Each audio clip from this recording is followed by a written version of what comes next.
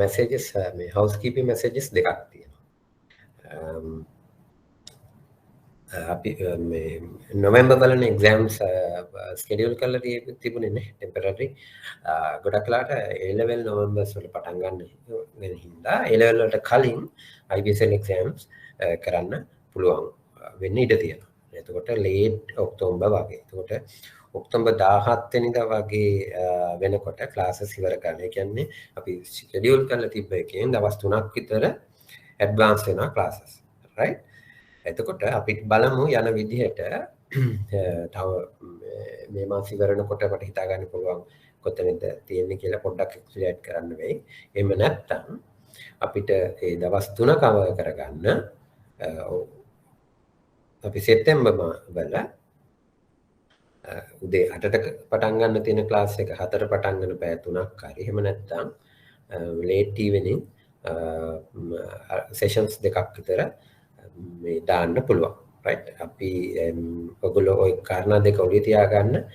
මම අහලා බලන්න ඔයගොල්ලන්ට වැඩිපුර කට්ටියකට එන්න පුළුවන් මේ ඉරිදා උදේ 7 ඉඳන් කැමති නම්. මොකද මම අපි ඔක්කොම මේ in person class කරද්දී මේ 4ට තමයි class පටන් ගත්තේ. 7 දැන් මම හතිස්. right?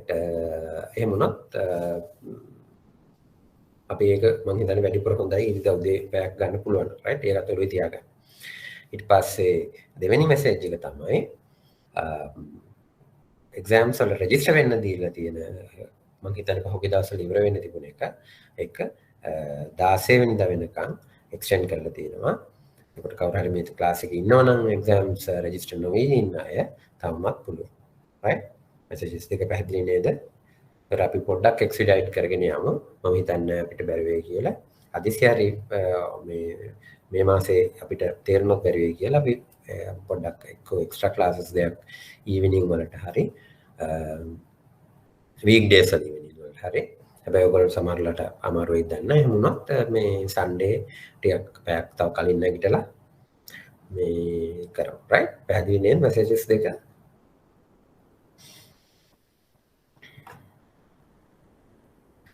right. මේ හතරවෙනි ප්‍රශ්නේ ඇහුවේ මේ දැන් අපි සංචිත මුදල් වලදී හැදුවනේ net foreign asset එකයි net domestic assets පැත්තනේ. ඒක තමයි අපේ balance sheet එකේ වත්කම් පැත්තෙන් අපි M0 සංචිත මුදල් explain කරපු විදිහ. එතකොට අනිකුත් මුදල් සමස්තයනුත් ඒ කියන්නේ M1, M2, M2B, M4 ඒ මුදල් සමස්තයන් පුළුවන් අපිට අනිවාර්යෙන්ම මේ වත්කම් පැත්තෙමුත් එක්ස්ප්ලেইন කරන්න. right? ඔයගොල්ලන්ට මතකද මම මේ සංචිත මුදල් පටන් ගන්න ඉස්සෙල්ලා ඇහුවා මොනවද ඔයගොල්ලන්ගේ කමර්ෂල් බැංක්ස් වල තියෙන වත්කම් කියලා. දැන් අපි ආපෞසරයක් මුදල් සමස්තයන් වල තියෙන කොටස් වලට ගියොත් එහෙම වාණිජ්‍ය බැංකු වල මහ ජනතාව සතු ඉල්ලුම් තැන්පතු. ඔයගොල්ලෝගේ වත්කමක්ද වගකීමක්ද? වගකීමක් නේ. එතකොට ස්ථාවර සහ සේවිංස් accounts ඔයගොල්ලෝගේ වගකීමක්. එතකොට foreign currency වල තියෙන තැන්පතු ටික ඔයගොල්ලෝගේ වගකීම. එතකොට විශේෂිත බැංකු වල හරි ෆිනෑන්ස් කම්පැනිස් වල මහ ජනතාව තියාගෙන යන තැන්පතු ටික ඔයගොල්ලෝගේ වගකීම. right? එතකොට ඒක තමයි අර හතරවෙනි ප්‍රශ්නේදී අහන්නේ මේ අපි කතා කරලා තියෙන මේ ටේබල් එකේ තියෙන විස්තරය මුදල් සමස්තයන්ගේ වගකීම් පැත්තෙන් තමයි මේක එක්ස්ප්ලেইন කරලා තියෙන්නේ. ඒ කියන්නේ තැන්පතු අරගෙන. right? තැන්පතු පැත්ත තමයි වගකීම් පැත්තෙන් තියෙන්නේ. right? ඒකේ වත්කම් පැත්තෙන් කොහොමද මුදල් සමස්තයන් හදන්නේ කියලා යහන්නේ. right? එතකොට කාගේ ශුද්ධ දේශීය වත්කමයි ශුද්ධ විදේශ වත්කමයි එකතු වුණාමද M2B වල වත්කම් පැත්තෙන් අපිට හදා ගන්න පුළුවන් වෙන්නේ. දැන් සෙන්ට්‍රල් බැංක් එකේ ශුද්ධ දේශීය වත්කමයි ශුද්ධ විදේශ වත්කමයි ඒකට අද item net කියන ගැළපීමත් එකතු වුණාන් පස්සේ right ඒක කරලා තමයි ශුද්ධ විදේශවත්කම් ශුද්ධ දේශීයවත්කම් හැදෙන්නේ. ඒ හින්දා තමයි මම හැම වෙලාවෙම අර ශුද්ධ දේශීයවත්කම් ශුද්ධ විදේශවත්කම් කියන කැලල විතරක් පාවිච්චි කරන්නේ. හොඳයි. ඒකට සෙන්ට්‍රල් බැංක් එකේ බැලන්ස් ෂීට් එකේ M0 එම සංචිත මුදල් හැදෙද්දී අදාළ වෙන්නේ ශුද්ධ විදේශීයවත්කමුයි ශුද්ධ දේශීයවත්කම දෙක. right?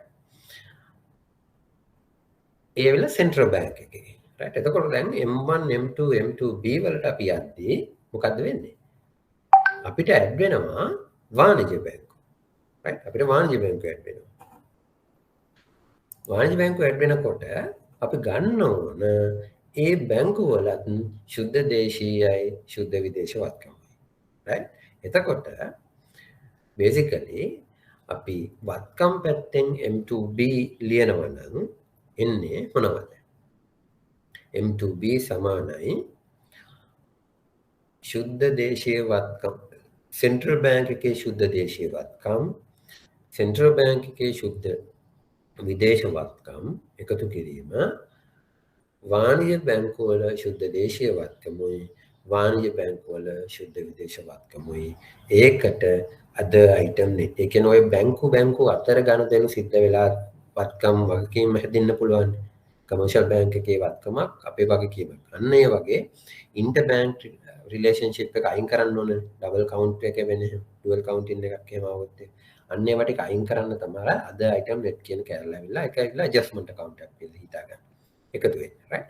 එතකොට හතරවෙනි ප්‍රශ්නෙට උත්තරේ වෙන්න ඕනේ අපි සංචිත මුදල් හදද්දී පාවිච්චි කරන්නේ සෙන්ට්‍රල් බැංක් එකේ වත්කම් පැත්ත. නමුත් M2 M2B අදාළ M4 වලට ගියාම අපි M4 වලට ගියාම විශේෂිත බැංකු සහ ෆිනන්ස් කම්පැනි වලත් ශුද්ධ විදේශී වත්කමුයි ශුද්ධ දේශීය වත්කමුයි එකතු කර ගන්නවා. ඒගොල්ලෝ ශුද්ධ විදේශී වත්කම් බොහොම සීමිත ප්‍රමාණයක් තියෙනවා right. එතකොට අර ආයතන ඒ කියන්නේ basically අර concept එක එකම. ශුද්ධ දේශීය වත්කමයි ශුද්ධ විදේශී වත්කමයි තමයි ඇඩ් වෙන්නේ. right. ඒ දෙකෙන් තමයි අපිට මේ අන්තිම මේ අපි බලාපොරොත්තු වෙන මුදල් සමස්තය ලැබෙන්නේ. right. එතකොට බැංකු වලයි සෙන්ට්‍රල් බැංක් එකේ මේ දෙක අතර ගනුදෙනු තියෙනවා නම් ඒවා අයින් කරන රද අයිටම් net කියන කොටස ඒක ඔලුවට තියා ගන්න. හොඳයි. එකතු වුණාම තමයි වත්කම් පැත්තෙන් M2B කියන එක පැහැදිලි කරන්නේ. හරි. පැහැදිලිද හැමෝටම? ඉක්වේෂන් එක ලියන්න විතරයි තියෙන්නේ වගේ ප්‍රශ්නයක් ආවොත්.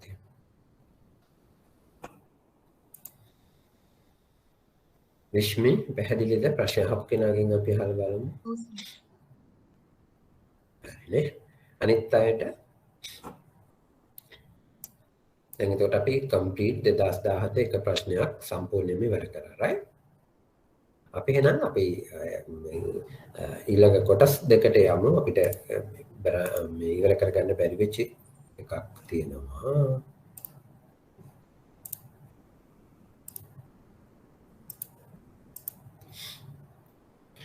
අපි එදා මේ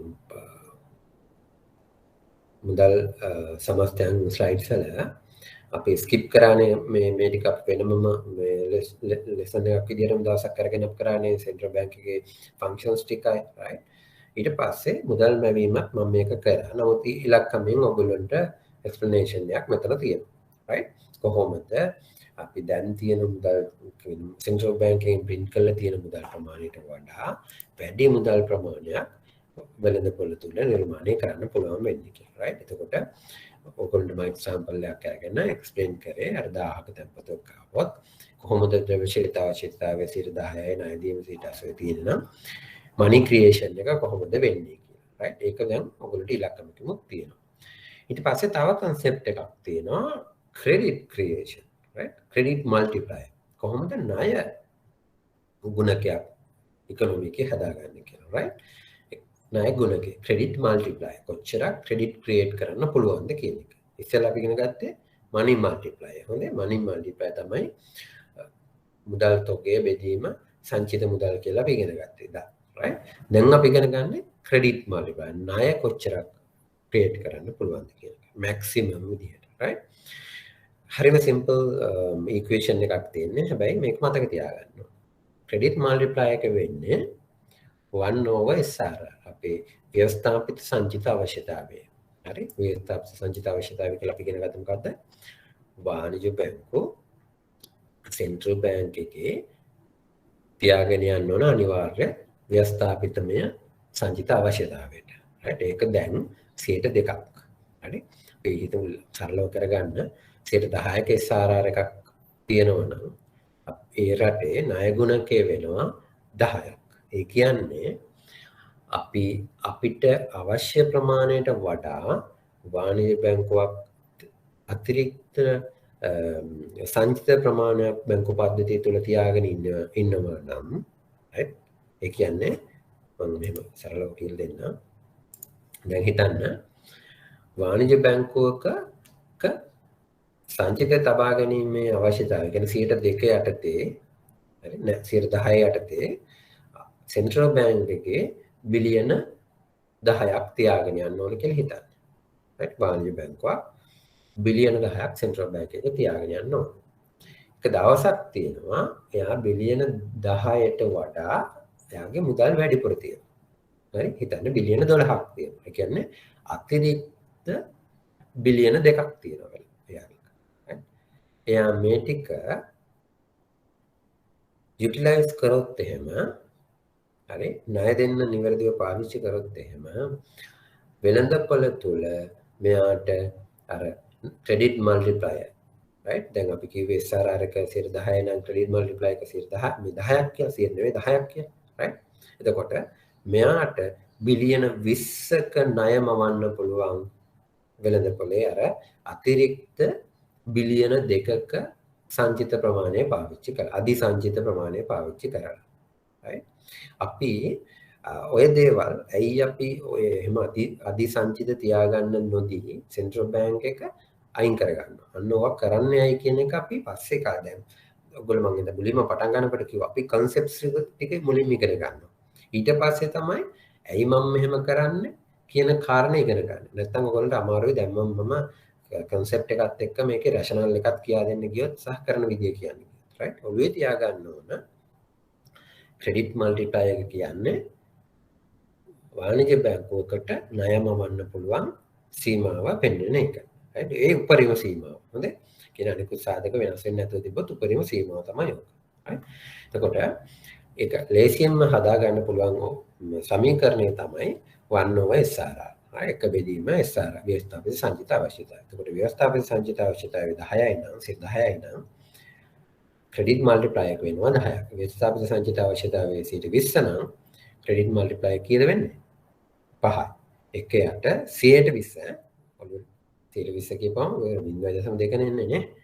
right? එතකොට ගණන් හදා ගන්න පුළුවන්. right? 110 0.1 150යි නම් 0.5 එතකොට 2යි. right? ඒකෙන් අපි පස්සේ කාලෙක ඉගෙන ගමු කොහොමද මේ අධිසංචිත පාවිච්චි කරොත් වාණිජ්‍ය බැංකුවක් කොච්චරක් මුදල් මවන්න පුළුවන්ද කියන කොළේ තියා ගන්න. ඒකෙන් කියවෙනවා ක්‍රෙඩිට් මල්ටිප්ලයර් එකෙන් ඒක කියවෙනවා. හරි ක්‍රෙඩිට් මල්ටිප්ලයර් එක 2යි නම් මම අධිසංචිත බිලියන 5ක් තිබ්බොත් මෙයාට ණය මවන්න පුළුවන් අධිසංචිත වරක් ක්‍රෙඩිට් මල්ටිප්ලයර් එක. right? අධිසංචිත වරක් ක්‍රෙඩිට් මල්ටිප්ලයර් එක. right? කොළේ තියා ගන්න. ඒත් ඉක්වේෂන් money multiply equation එක මතක තියා ගන්න ඕන. money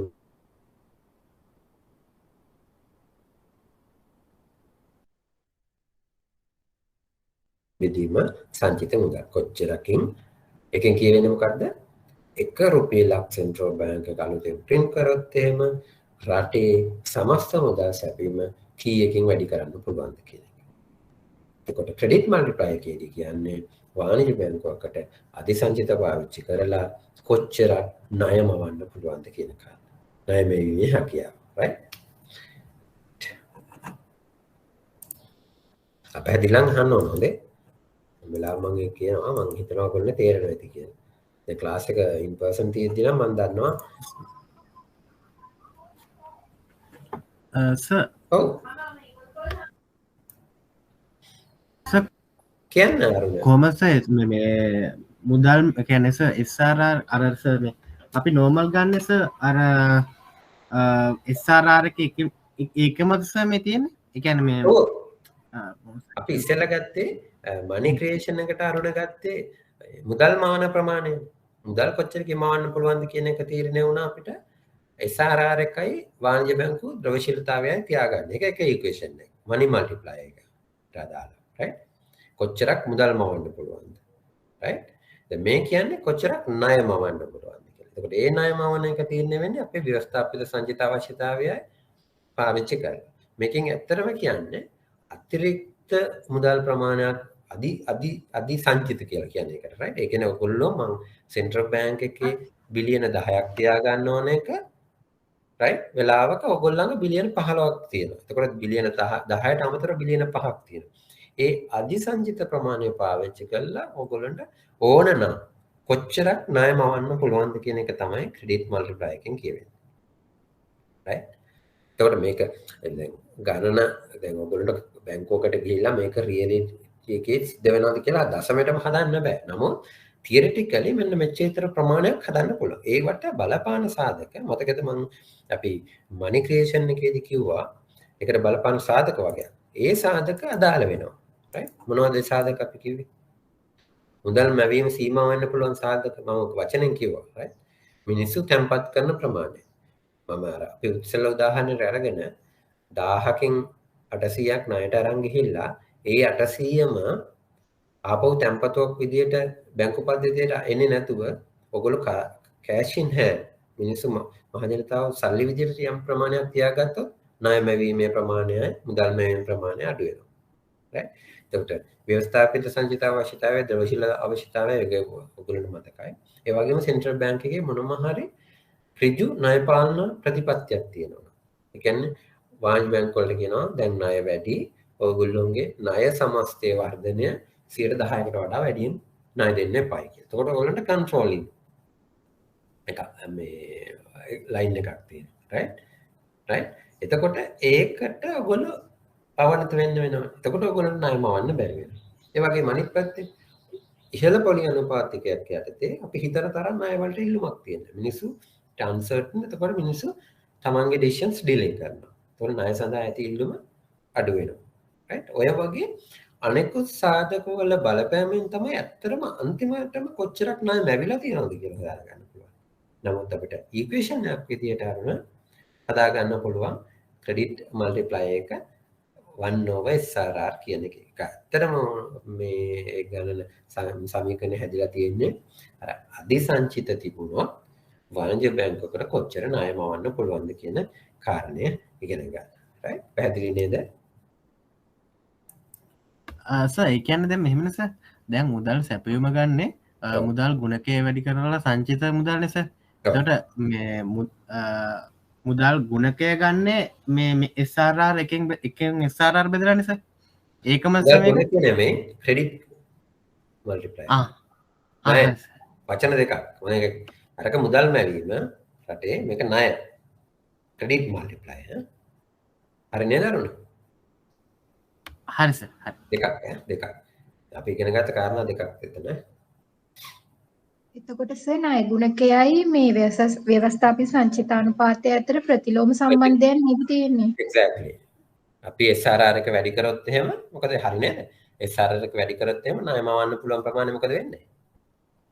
අඩු වෙනවා. හරි? දැන් 10යි තියෙන එක එක බෙදීම 10 නේ කියන්නේ එක බෙදීම 0.1 නේ 10 කියන්නේ නේ. එතකොට 10. එතකොට මම SRR එක 20 කරොත් එහෙම එක බෙදීම 0.2. දැන් 5. මම SRR එක 5 කරොත් එහෙම එක බෙදීම 0.5. 2. හරිනේ. දැන් වාණිජ්‍ය බැංකුවකට රුපියල් 100 කලුදෙන් තැන්පතුවක් එනකොට ඔයගොල්ලන්ට ණය දෙන්න පුළුවන් හැකියාව තියෙන්නේ පාවිච්චි කරන්න පුළුවන් නේ අර ව්‍යවස්ථාපිත සංචිත අවශ්‍යතාවය ද්‍රවශීල අවශ්‍යතාවය දෙක තියාගෙන ඉතුරු 80 හරි 90 හරි. ඒක මම SRR එක විතර 50ට වැඩි කරොත් එහෙම දැන් ඔයගොල්ලන්ට ණය දීමේ හැකියාව ගොඩක් අඩු කරලා තියෙනවා. පැහැදිලිද විශ්මි? එතකොට ඔයගොල්ලන්ට ණය දෙන්න බෑ ඇත්තටම. ගොඩක් වැඩිපුර මුදල් ප්‍රමාණයක් සෙන්ට්‍රල් බැංක් එකේ තැන්පතු විදියට තියාගෙන යනවා.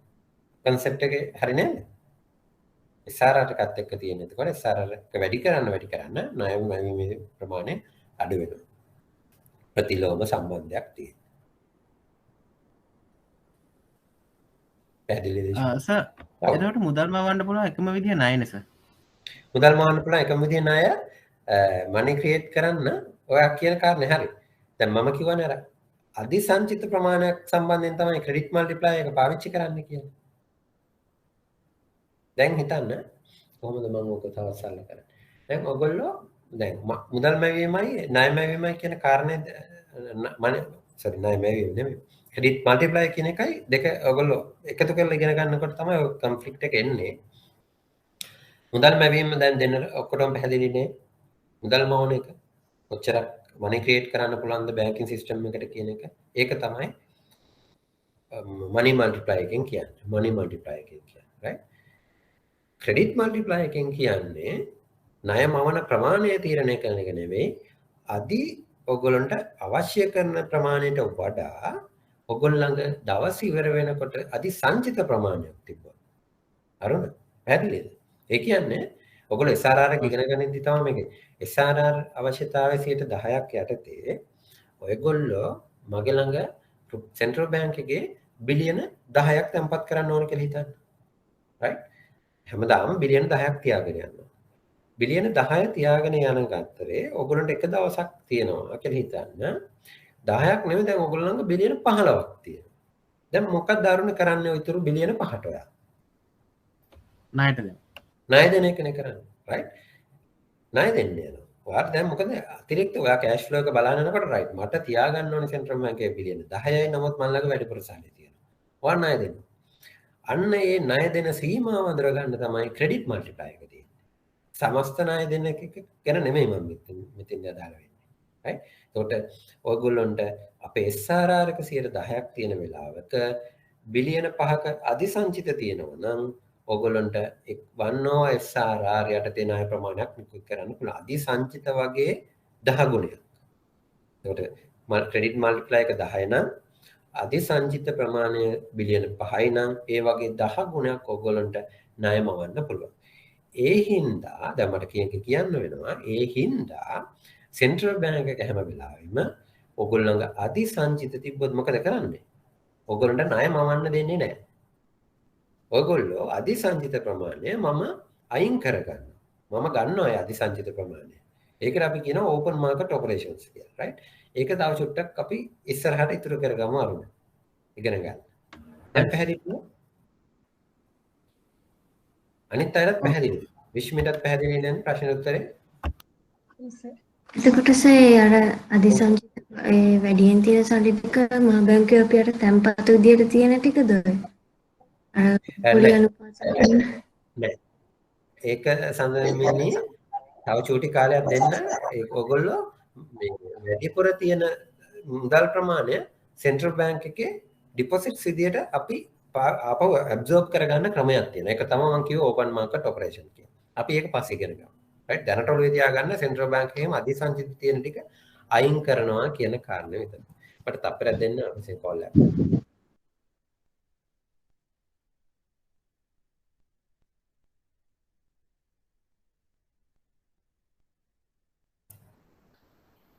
සාරංග මොන හරි අහන්න ගියා නේද? right. Hello. Sir. ඔව්. සර් මුදල් මැවීම සම්බන්ධ ප්‍රශ්නයක්. ඔව්. දැන් ඇයි වාණිජ්‍ය බැංකු මුදල් මැවීම කියන්නේ ඒක තැන්පතු වලින් ණය දෙන එක කරනවනේ දැන් ඉතිරි කිරීමේ බැංකු සංවර්ධන ඒකොල්ලොත් කරන හින්දා. right. හරි හොඳ ප්‍රශ්නයක්. right. technically අපි දැන් මම උගන්වන්න ලේසි කරන්න අපි ගන්නේ තැන්පතු. right. ඇත්තටම theoretically ඔයගොල්ලෝ මේ ඉක්කොන් කරලා තියෙන කටි දැකලා තියෙනවා වාණිජ්‍ය බැංකු ඕවර්ඩ්‍රාෆ්ට් ගැන කියලා දීලා තියෙනවා. OD එකක් සහ ඩිමාන්ඩ් ඩිපොසිට් එකකින් තමයි ඒ කියන්නේ චෙක් පත් වලින් තමයි ණය ගනුදෙනු කරන අය කියන්නේ වාණිජ්‍ය බැංකු වල විතරනේ මේ කරන්ට් account තියාගෙන යන්න පුළුවන්.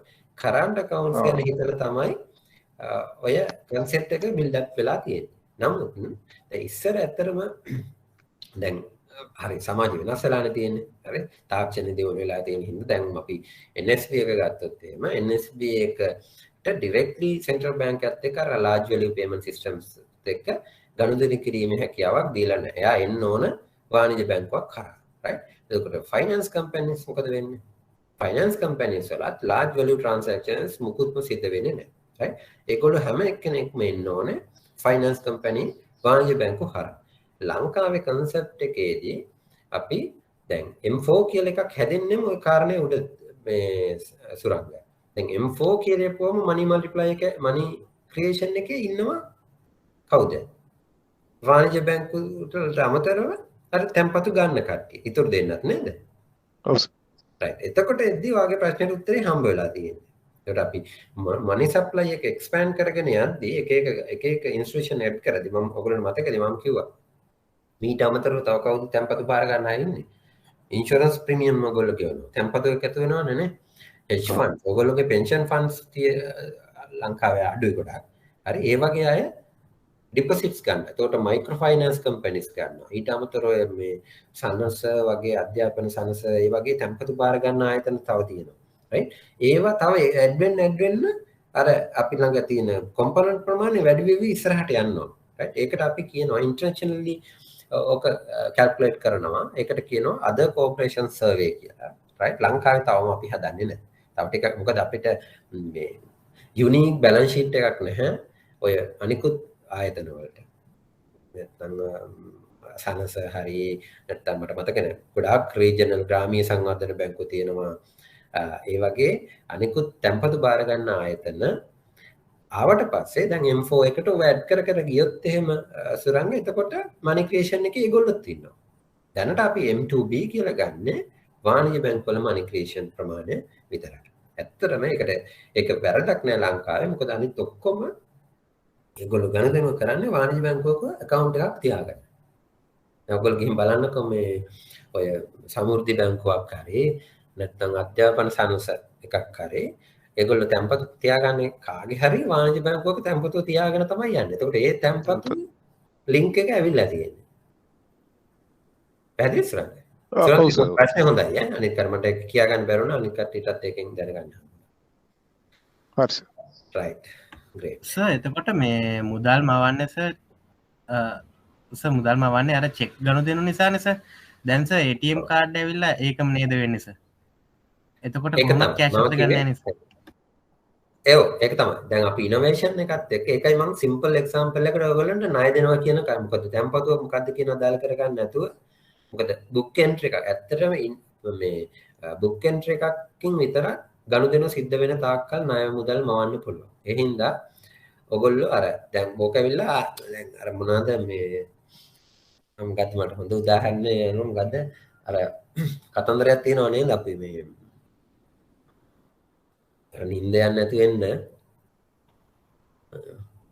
මට මතක් කරන්න කවුරු හරි මම අර මේ මොකද්ද කුකුල් කොටුවකට හරි අස්ගාලකට හරි හොරු පනින හින්දා මේ සිකියුරිටි එක්කෙනෙක් දාලා ප්‍රශ්න දෙන්නේ එක එක ඒවා හොයන්න කියලා මොකද්ද කතාව මට මේ ඔළුවට එන්නේ ටටක් ගාලා වචන ටික ඒ වගේ දැන් ඉනෝවේ දැන් අපේ පේමන්ට් සිස්ටම් සෑහෙන මේ අරන මේ ගොඩක් දියුණු වෙලානේ තියෙන්නේ දැන් ඔයාට ගෙදර ඉඳලා ඔයාට කොහෙවත් කෑෂ් අත ගන්නවත් නැතුව ඔයාට බිලියන්ස් ට්‍රාන්සැක්ෂන් ටිකක් කරන්න පුළුවන් හරි ඔයාගේ මොන account ඔයාගේ treasury bond එක වෙන්න පාවිච්චි කරන්න පුළුවන් treasury bill එක පාවිච්චි කරන්න පුළුවන් හරි හිතන්න බැරි තරමට ඔයාට දැන් ගෙදර ඉඳලා ඕන තරම් transactions කරන්න හරි ඔයාට එක තැනක ඉඳලා ඔයාගේ ණය ගන්න පුළුවන් ආයෙ තව කෙනෙකුට ඔයාට lending කරන්නත් පුළුවන් ඕන්න ඒ හැම දෙයකම එකතුවකින් හින්දා තමයි ඔය money creation එක ඒක ඔච්චර සිම්පල් විදිහට දැන් මම හරිම සරල උදාහරණයකින් එක්ස්ප්ලেইন කරාට ඔයිට වඩා ඇතුළ හරියට බ්ලැක් බොක්ස් එකක් වගේ සංකීර්ණ එකක්.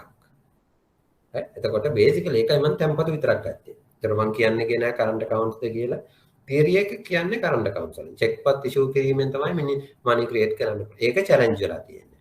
හරි ඔය හින්දාම තමයි ඔයගොල්ලෝ මට මතක නැහැ මට මතක හැටියට ඉමාලි වෙන්න ඕනේ. ඉමාලි හරි ප්‍රශ්නයක් ආවා අර ලින්ක් එක. මනි ඉන්ෆ්ලේෂන් එකයි අතර ලින්ක් එක. රයිට්? අන්න ඔයවා තැනට එද්දී අරන ඔයාට තේරෙයි ඇයි අපි මෙහෙම බ්‍රෝඩ්ලි විතරක් මේ වගේ දේවල් concepts දැන් කතා කරන්න කියන එක. කියන්නේ one to one adjustment එක explain කරගන්නම බැරි තරමට සංකීර්ණ වෙලායි තියෙන්නේ. පැහැදිලිද අරන මම කියපු එක? ඔව් සර්. ඒ කියන්නේ මේ වැඩි හිතන්න එපා හින්දා වැඩි හිතන්න එපා. එකකට එකක් සම්බන්ධ වෙලා ලින්ක් වෙලා තමයි මේ මනි ක්‍රියේෂන් එක දැන් සිද්ධ වෙන්නේ. right? දැන් සමහරලාට concept එකක් විදිහට කියනවා අපි එක වාණිජ බැංකුවකට money create කරන්න බෑ. banking system එකක් තියෙනවා. right? සමහර තැන්වලදී ඔකත් challenge කරන අවස්ථා තියෙනවා. දැන් මම උදාහරණයට අර මතකනේ ඔයගොල්ලන්ට මම තැන්පතුවක් දානවා ඒ කියන බැංකුවේ. එතකොට ඒ කියන කස්ටමර් බැංක් එකේ කස්ටමර් කෙනෙක්ම තමයි ණය අරන් ගිහිල්ලා B කියන බැංකුවකට තමයි ඩිපොසිට් එක විදිහට යන්නේ. right? ඒතකොට එකම එකනට ආවොත් අපිට අරගෙන යන්න පුළුවන් ටෙක්නිකලි. right? නමුත් මේ ප්‍රැක්ටිකලි එක කරගන්න බෑ. money creation එකක් පෙන්වන්න බෑ ප්‍රැක්ටිකලි. මොකද එයාට අනිවාර්යෙන්ම මේ යාමනේ තියාගන්න ඕනේ මේ තියෙන මුදල් ප්‍රමාණය ලික්විඩ් ඇසෙට් එක එයාට ලික්විඩ් ප්‍රමාණය තියාගන්න බෑ ඇසෙට්ස් වල. ඒ හින්දා තමයි අර බැංකු පද්ධතියක් කියන කාරණෙත් ඇවිල්ලා තියෙන්නේ. ඒ හින්දා පොඩක් සංකීර්ණ දේවල් බොහොම සරල විදිහට ඔළුවේ තියාගන්න. right? concepts ටික විතරක් ඔළුවේ තියාගන්න.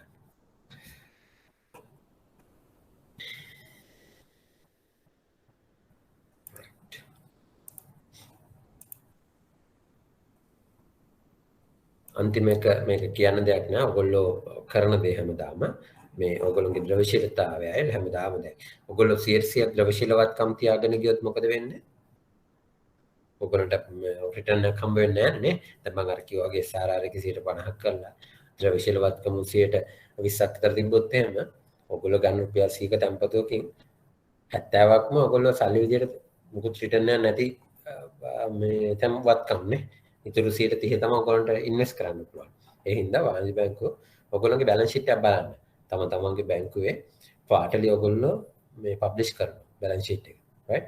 කොහොමද ඔයගොල්ලෝගේ මේ ද්‍රව්‍යශීලතාවයේ ලාභදායීත්වය ඔයගොල්ලෝ බැලන්ස් ෂීට් එක හොඳයි නම් ඔයගොල්ලෝගේ බෝනසුත් වැඩි වෙනවානේ. ඒ හින්දා ඒ පැත්තෙන් හරි හිතලා පොඩ්ඩක් ඔය පබ්ලික් පත්තරේ දාන්නට පස්සේ හරි අනෝ රිපෝට් එකේ දැම්මට පස්සේ හරි පොඩ්ඩක් බලන්න ඔයගොල්ලෝගේ බැලන්ස් ෂීට් එක කොහොමද බිල්ඩ් අප් වෙලා තියෙන්නේ කියන එකත්. right? ප්‍රශ්න වගේ එන්න පුළුවන් මේ ඔයගොල්ලෝගේ බැලන්ස් ෂීට් එකත් සම්බන්ධ කරලා. right? අපි අද එතකොට අලුත් සබ්ජෙක්ට් එකකට යනවා. මෙතන මේ ප්‍රශ්න මොන හරි තියෙනවා නම් මම කැමති ඔයගොල්ලන්ට මොකක් හරි ඕන වෙලාවක නවත්තලා අහන්න පුළුවන්. right? දැන් අපි අද ඉගෙන ගත්ත ටිකේ මොන හරි ප්‍රශ්න තියෙනවා නම් අහන්න. එහෙම නැත්නම් අපි දැන් මම ස්විච් වුණා වෙන වින්ඩෝ එකකට ඔයගොල්ලන්ට මගේ මේ අලුත් ස්ලයිඩ් එක පේනව නේද?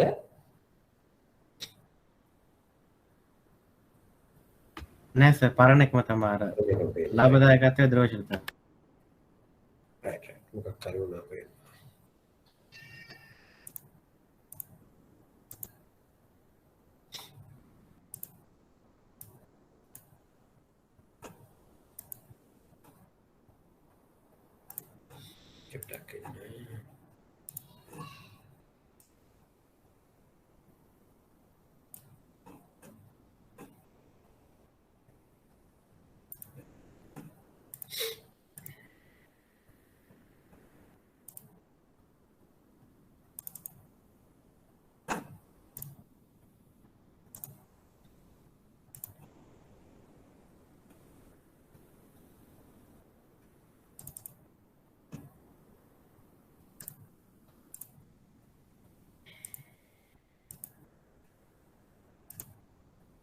දැන් හරි නේද?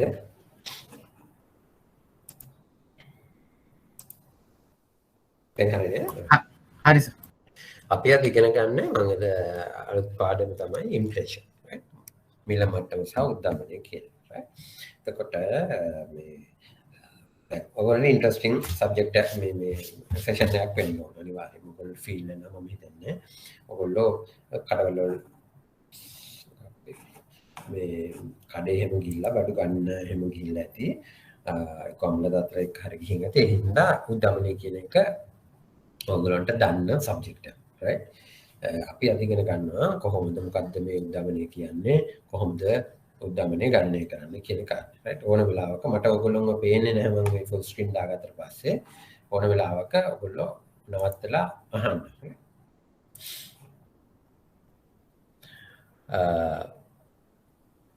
අපි මේක මම ඔයාලට කියලා තියෙනවා. right?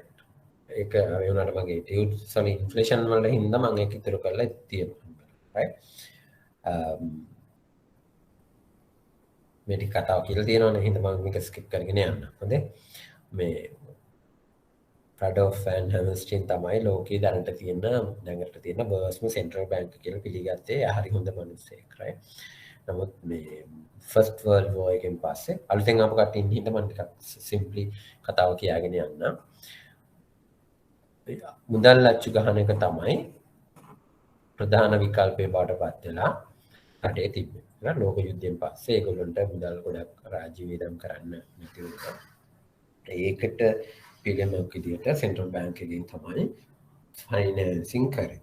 එතකොට මේ තියෙන්නේ කොහොමද ඒකේ තරම පෙන්වන්න පුළුවන් එක ක්‍රමවේදයක්. 1920 වෙද්දී $1 එකක් ජර්මන් මාර්ක් 73යි 192යි ඊට පස්සේ අවුරුද්දක් යද්දී 22 වෙද්දී 7500යි 23 වෙද්දී මේක මිලියන නෙවෙයි ට්‍රිලියන මේක මිලියන ට්‍රිලියන 4.2යි right ට්‍රිලියන 4.2යි right මේ තියෙන්නේ මේ මෑත ඉතිහාසයේ රට තමයි සිම්බාබ්වේ මේ තියෙන්නේ ජර්මන් වල ජර්මන් 1924 වගේ වෙද්දී තත්ත්වය මේ තියෙන්නේ ජර්මන් මාර්ක් එකක් ගෝල්ඩ් අවුන්සයක් රත්තරන් අවුන්සයක් මිලදී ගන්න ගිය ප්‍රයිස් එක මේ ජර්මන් මාර්ක් 170 ඉඳලා 0.1 මිලියන් බිලියන් ට්‍රිලියන් 87 ට්‍රිලියන් හරිනේ මේක ගත්තොත් මේ Zimbabwe example එක. ඔයගොල්ලන්ට Zimbabwe නම් මම හිතන්නේ මතකේ තියෙන්න ඕන.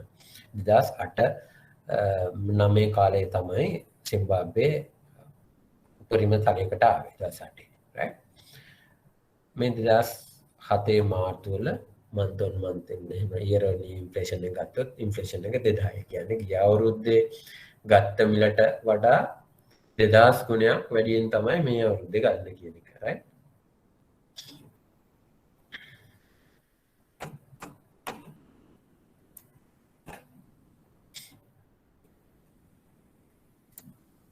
tapera දෙන්න මේ ඔෆිසියල් කෝල් එකක් එනවා.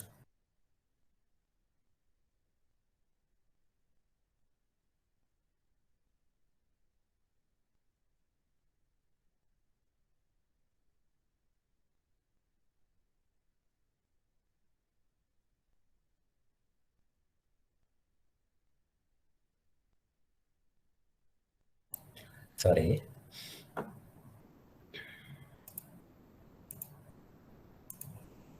ප්‍රශ්න තියෙනවා නම් අහන්න ඉන්ට්‍රස්ටිං මේ සබ්ජෙක්ට් එක. එතකොට මේ 2200 කියන්නේ ගිය අවුරුද්දට වඩා භාණ්ඩ හා සේවාවල මිල 2200කින් වැඩි වෙලා තියෙනවා. ඒතකොට හිතා ගන්න පුළුවන් අර අන්තිම 2008 නොවැම්බර් වෙද්දී ඇත්තටම ඔය ජාත්‍යන්තර සංවිධානය හැම ඉන්ෆ්ලේෂන් එක ගණනය කරන එක පව නවත්තලා දාලා තිබ්බේ. ඒ කියන්නේ තේරුම නැහැ. හැම මොහොතකම මිල වැඩි වෙලා ගිහින් right 2008 November year on year inflation එක මොකද ඉලක්කම කියන්නත් බලන්න ඔයගොල්ලෝ දැකලා බලන්න අපි කියන්න try කරමු 1 million billion trillion quadrillion මේ වෙලා 89.76 trillion right හිතා ගන්න බැරි ගණන් හරි අපි අහලත් නැති ගණන් කියන්නේ භාණ්ඩ හා සේවාවල මිල ගණන් මේ හිතා ගන්න බැරි විදිහට වෙනස් වෙලා තියෙනවා. ඒකට හේතුව තමයි දැන් සියලුම දේවල් කරේ සල්ලි අච්චු ගන්න. ඒ කියන්නේ රාජ්‍ය සේවකයන්ගේ පඩි දෙන්න නැත්නම් පාරවල් හදන්න ඒ වගේ ඕනම දෙයක් රජය කරන හැම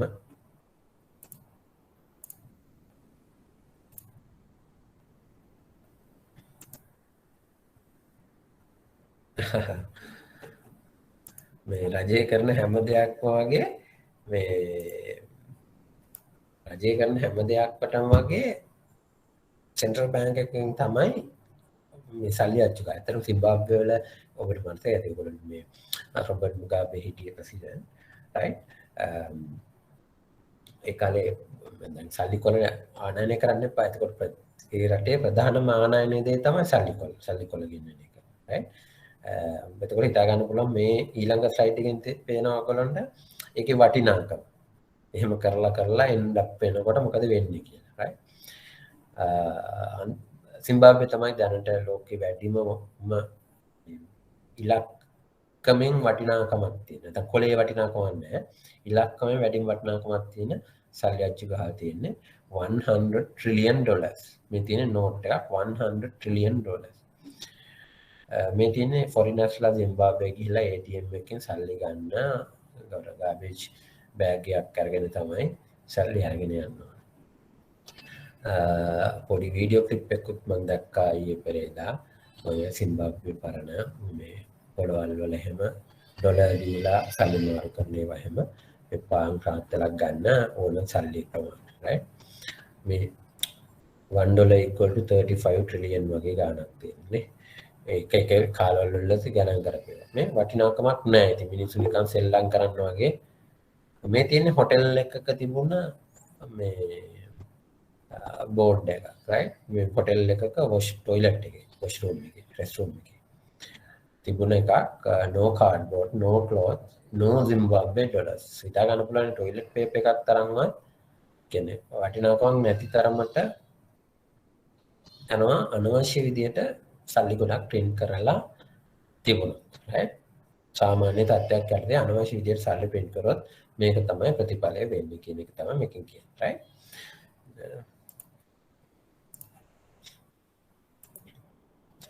කනිෂ්ක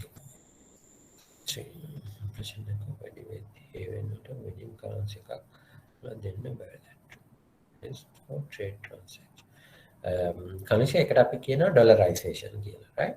කනිෂකගේ ප්‍රශ්නේ තමයි ඉන්ෆ්ලේෂන් එක වැඩි වෙද්දී වෙන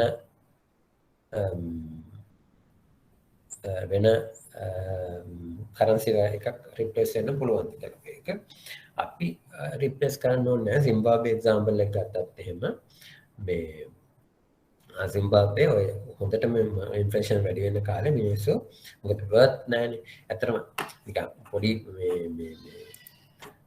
ඔයගොල්ලන්ට මේ ස්ටෝරීස් දෙකක් තියෙනවා. දෙක කිව්වනම් මේ තේරෙනවා. මේ සාමාන්‍ය සිම්බාබ්වේ ජර්මන් තමයි ඉතින් අර ක්ලාසිකල් එක්සැම්පල් එක. මොකද සිම්බාබ්වේ ඇවිල්ලා දේශපාලනයයි මේ ක්ලාසිකල් නැහැ එක්සැම්පල්ස්. ජර්මන් වල දැන් සාමාන්‍ය ලංකාවේ මේ අපිට මාසයක් වැඩ කරාට පස්සේ 25 වෙනිදා හරි 21 වෙනිදා හරි සැලරි දෙනවනේ. දවස් 5යිනේ අපි ෆෝවර්ඩ් වෙන්නේ නේ. ඉතින් ඊළඟ දවස් 5ට තමයි වැඩිපුර සල්ලි ගන්න. මේ එතකොට මාසයකට සැරයක් නෑ අපිට. ගොඩක් මේ ෆොරින් කන්ට්‍රීස් වල සති දෙකෙන් දෙකට ඇමරිකාවේ වුණත් සති දෙකෙන් පස්සේ සති දෙකක් වැඩ කරනවා. චෙක් එක හැම 2 weeks වල අඟහරුවාදා නැත්නම් බ්‍රහස්පතින්දාද කොහෙද තමයි සැලරි ගෙවන්නේ. right? එතකොට ඔන්නෝම තමයි සයිකල් එකක් යන්නේ. එතකොට තමයි මිනිස්සු ඒ චෙක් එක ජීවත් වෙනවා කියලා කියන්නේ. ලංකාව වගේ සංස්කෘතිය නෙමෙයි ගොඩක් එහෙම ඉතුරු කර එහෙම අනාගතය ගැන මේව කර ඉන්නේ නැහැ. ඒ සති දෙකේ සල්ලි පාවිච්චි කරලා ඉන්වෙස්ට් කරනවා නම් ඉන්වෙස්ට් කරලා හරි. එතකොට මේ චෙක් එකට ජීවත් වෙන්න. right? එතකොට ජර්මන් වල දැන් ප්‍රයිසස් ගොඩාක් වැඩි නේ. ඒතකොට හිතා ගන්න පුළුවන් නේ මේ දැන් 179 තිබ්බ ඩොලර් එකක් 4.2 trillion ගියාම කොහොමද වෙන්නේ කියලා. right? මේ අපේ ගොඩ කට්ටිය නින්ද මතන ඉන්නවා. වැඩිපුර ඉන්නේ අපේ බොයිස් වල 50-50 වගේ ඉන්නවන්නේ. එක්සැම්පල් එකක් තියෙනවා කියන්නන්නේ. ඔයගොල්ලන්ට දැන් ජර්මන් වල ලස්සන කතාවක් තියෙනවා. right? මේක ෆික්ෂන් එකක් තමයි. නමුත් හරි හොඳට මේක ගැලපිලා තියෙනවා. right? ජර්මන් වල 1920 දැන් ක්‍රයිසිස් එක 20 පළවෙනි ලෝක යුද්ධයෙන් පස්සේනේ. right?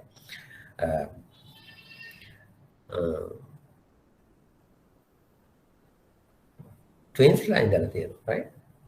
හරි ඇන්ඩ්‍රූයි ජෝර්ජ් කියලා ගන්නකො. Andrew George. ඇන්ඩ්‍රූ හොඳ එක්කෙනා. ඇන්ඩ්‍රූ ෆැමිලි එකක් තියෙනවා. අම්මයි තාත්තයි බලාගෙන ජොබ් එකක් කරනවා. අම්මයි තාත්තයි බලන ගෙදර හිටියේ. right? ජොබ් එකක් කරනවා ෆැමිලි එක. right? මේ ජෝර්ජ් නෑ. ජෝර්ජ් ටිකක් මේ සෙල්ලක්කාරයා. එයා මේ ජොබ් එකක් කරනවා. මේ ජොබ් එක ගන්න සති දෙකෙන් දෙකට ගන්න එක එයා මේ බොන්න තමයි ආසක්. right? ජර්මන් මේ බියර් ගොඩක් තියෙන රටක්. right? මේ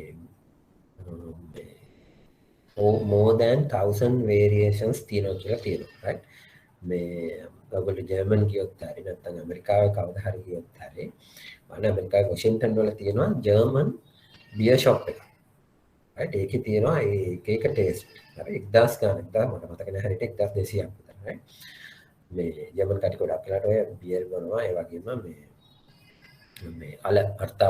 අර්තාපල් වලින් තියෙන කැම හැම එකටම වගේ අර්තාපල් සම්බන්ධ වෙනවා හරි බයිට් එක පවා ගන්නවා ඉතින් ඔය දෙක මික්ස් කරලා යන්නේ රසයි කැම වර්ග රසයි යනවා මේ ඉන්න ගොඩ කටි ඒවා ඩ්‍රින්ක්ස් වලත් මේ වෙලා ඉන්නේ කියනවා අපි වගේ හાર્ඩ් ලිකර් නෙමෙයි අනිත් දේවල් බියර් එහෙම ගොඩක් වර්ග තියෙනවා ඉතින් මේ ජෝර්ජ් ඒකේ උපරිමේ හැමදාම සැලරි එකෙන් වේදන් කරලා බීපු එක තමයි කරලා තියෙන්නේ පස්සේ දැන් 1920 අර අවුරුදු 5ක් 6ක් වැඩ කරලා ඇන්ඩ්‍රෝ මොන හරි ඉතුරු කරනවා පුළුවන් ප්‍රමාණයට අනාගතේ වෙනුවෙන් යමක් කරන්න හිතාගෙන එයා ඉතුරු කර හිටියා right දැන් ජෝර්ජ් මුකුත් නෑ ජෝර්ජ් කරන්නේ සැලරි එක ගෙදරට අරන් එනවා බොනවා ඔය ටික තමයි ජෝර්ජ්ගේ ජීවිතේ තිබ්බේ හරි දැන් 1924 වෙද්දී මේ ඇන්ඩ්‍රෝගේ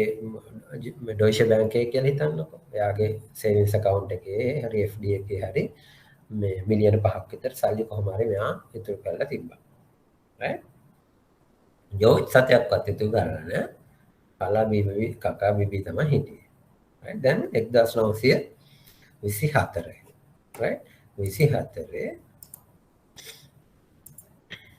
24 දැන් මට කියන්න මම කො මේක ට්‍රිලියන කියලා right දැන් ජෝර්ජ්ගේ ඇන්ඩ්‍රූගේ වත්කම් ගත්තොත් මොකද්ද වෙලා තියෙන්නේ ඇන්ඩ්‍රූ මිලියන කීපයක් ඉතුරු කරගත්තා සේවිංස් account එක 1924 වෙද්දී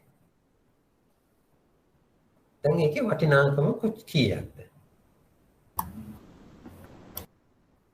ඩොලර් එකයි ඩොලර් එකකටත් අඩුයි නේ එතකොට අපේ අනිත් සහෝදරයා ජෝර්ජ් සල්ලි මොකද ඉතුරු කරන්නේ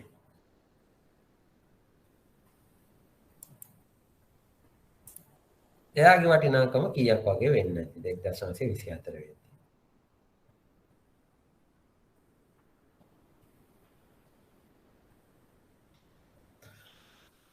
any guess මිලියන ගාණක් එයාගේ වැඩි ඇති සාර බියර් බීපු කෑන්නේ මොන කරන්න පුළුවන් අරුණයි සඳමිනීටයි හරි දෙන්න හිතා ගන්න පුළුවන් දැන් කනිෂ්කගේ උත්තරේ ප්‍රශ්නෙට උත්තරේ දෙන්නයි මං ආවේ ඊට තමයි කතාව කියන්නේ දැන් එතකොට මම මෙහෙමවට මේ මොකද හිතන්න එපා ලංකාවේ දැන් හිස් බෝතලයක් කීයක් වගේ වෙනවද කාටද මේ මම ඒකෙන් අදහස් කරන්නේ නැහැ කවුරු හරි try කරලා තියෙනවද සමහර රුපියල් 10ක්වත් වෙනවද නේද right 15යි වේ හරි දැන් හිතා ගන්න අවුරුදු ගාණක් එයා මේ වන්කුවන් ගෙදර ගෙනල්ලා බොන එක තමයි කරන්නේ කියලා. එතකොට දැන් ඉන්ෆ්ලේෂන් එකකදී සේවිංස් වලට කිසිම වැල්යු එකක් නැහැ. මේවට අපි කියන හයි ඉන්ෆ්ලේෂන් කියලා right වැලියු එකක් එනවා එතකොට ඇසෙට්ස් වලට තමන් ළඟ තියාගන්න. එතකොට මිනිස්සු කරන්නේ සල්ලි ළඟ තියාගන්න වටිනාකම රැඳිලා තියෙයි කියලා හිතන වත්කමක් අරගෙන තියාගන්න. එතකොට ජර්මන් වල එහෙම ඇත්තටම අර හිතාගන්න බෑනේ හිතාගන්නවත් බැරි ගානක් ඉන්නේ වැඩි වෙන්නේ ප්‍රයිසස්. ඒ කියන්නේ හරියට මේ මම කෑම කන්න යනකොට මට කියනවා ඔයා ගෙවන්න ඕන ජර්මන් මාක් 1000ක් අද ලන්ච් එකට කියලා. ඊට පස්සේ බාගට කකා ඉද්දි කියනවිලා නෑ දැන් 1000ට දෙන්න බෑ 2000ක් ඕන. ඒක හරියට හිතන්න කවුද දැන් මට ස්ක්‍රීන් එකේ පේන ඔයගොල්ලෝ කොණ්ඩේ කපන්න ගිහිල්ලා බාගට මේ කප මේ කොණ්ඩේ කපන්න යනකොට රුපියල් 1000ක් දෙන්න කියනවා right හිතන්නකෝ ස්ට්‍රේට් කරන්න හරි මොනකට හරි ගිහින් බාගට වැඩ කරනවා නේද 1000ට ස්ට්‍රේට් කරන්න නෑනේ 5000යි කියනවා බාගට කරාට පස්සේ කියනවා නෑ මිස් 5000ට කරන්න බෑ දැන් 10000යි අන්න ඔය වගේ ප්‍රයිස් වැඩි කියන්නේ 4.2 trillion කියන්නේ ඒ කියන්නේ හිතා ගන්න බැරි තරම් prices මේ මොහොතේ change වෙනවා. එතකොට ඔය ජර්මන් වල එහෙම මේ මහත්තයා වැඩට යනවා නම් නෝනා හරි ළමයි හරි පිටිපස්සෙන් එනවලු උදේට. ඒකට අර සති දෙකේ මේ payment plan එක daily half day payment plan එක බවට පත් වෙලා තියෙනවා ජර්මනි වල. එතකොට උදේ ඇවිල්ලා මගේ පළවෙනි කාර්යය තමයි බොස් එක්ක මගේ අද උදේ වරුවට සැලරි එක negotiate කරගන්න. ඒ සැලරි එක negotiate කරගෙන මම සැලරි එක අරගෙන නෝනට හරි ළමයින්ට හරි දීලා වැඩ කරනවා first half එක. ඊට ලන්ච් එක අරගෙන second half එකට ආයෙ price එක negotiate කරගන්න. ඒ වගේ තමයි practice එකක් වෙලා තියෙන්නේ ජර්මන් වල. කියන්නේ අරගොල්ලෝ ටක් ගාලා එන්නේ මේ සල්ලි ටික අරගෙන මොනවා හරි දෙයක් ගන්න. නැත්නම් හවස් වෙනකොට ඒ prices තියෙන්නේ. right ඒ වගේ. සිම්බාබ්වෙත් ඔය වගේ තමයි. prices නිකන් මිනිස්සුන්ට ඊට පස්සේ ඕන තරම් කොළ තියෙනවා. සල්ලි තියෙනවා. ඒ ප්‍රොඩක්ෂන් එක ඒ ගානමනේ. අමුතෙන් හදා දෙන්නේ නැහැ. ඒ ගානම හම්බා යනවා ලොකු මුදල් ප්‍රමාණයක්. ඒකෙන් තමයි price එක නිකන් පොරොට price එක උඩ ගිහින් තියෙන්නේ. ඒකට සල්ලි අමුතෙන් හම්බ වෙනවා. quality එකක් වැඩි වෙන්නේ නැහැ life එකේ. නිකම් වියදම් කරලා survive වෙන්නීමක් විතරයි සිද්ධ වෙන්නේ. right? ඒතකොට අනික ඒ වගේ වෙලාවක මිනිස්සු නිරායාසයෙන්ම පෙළඹෙනවා මේකට හරියන්නේ මේ වැඩේ වෙන කරන්සි එකක් ගන්න පුළුවන්ද කියලා බලන්න.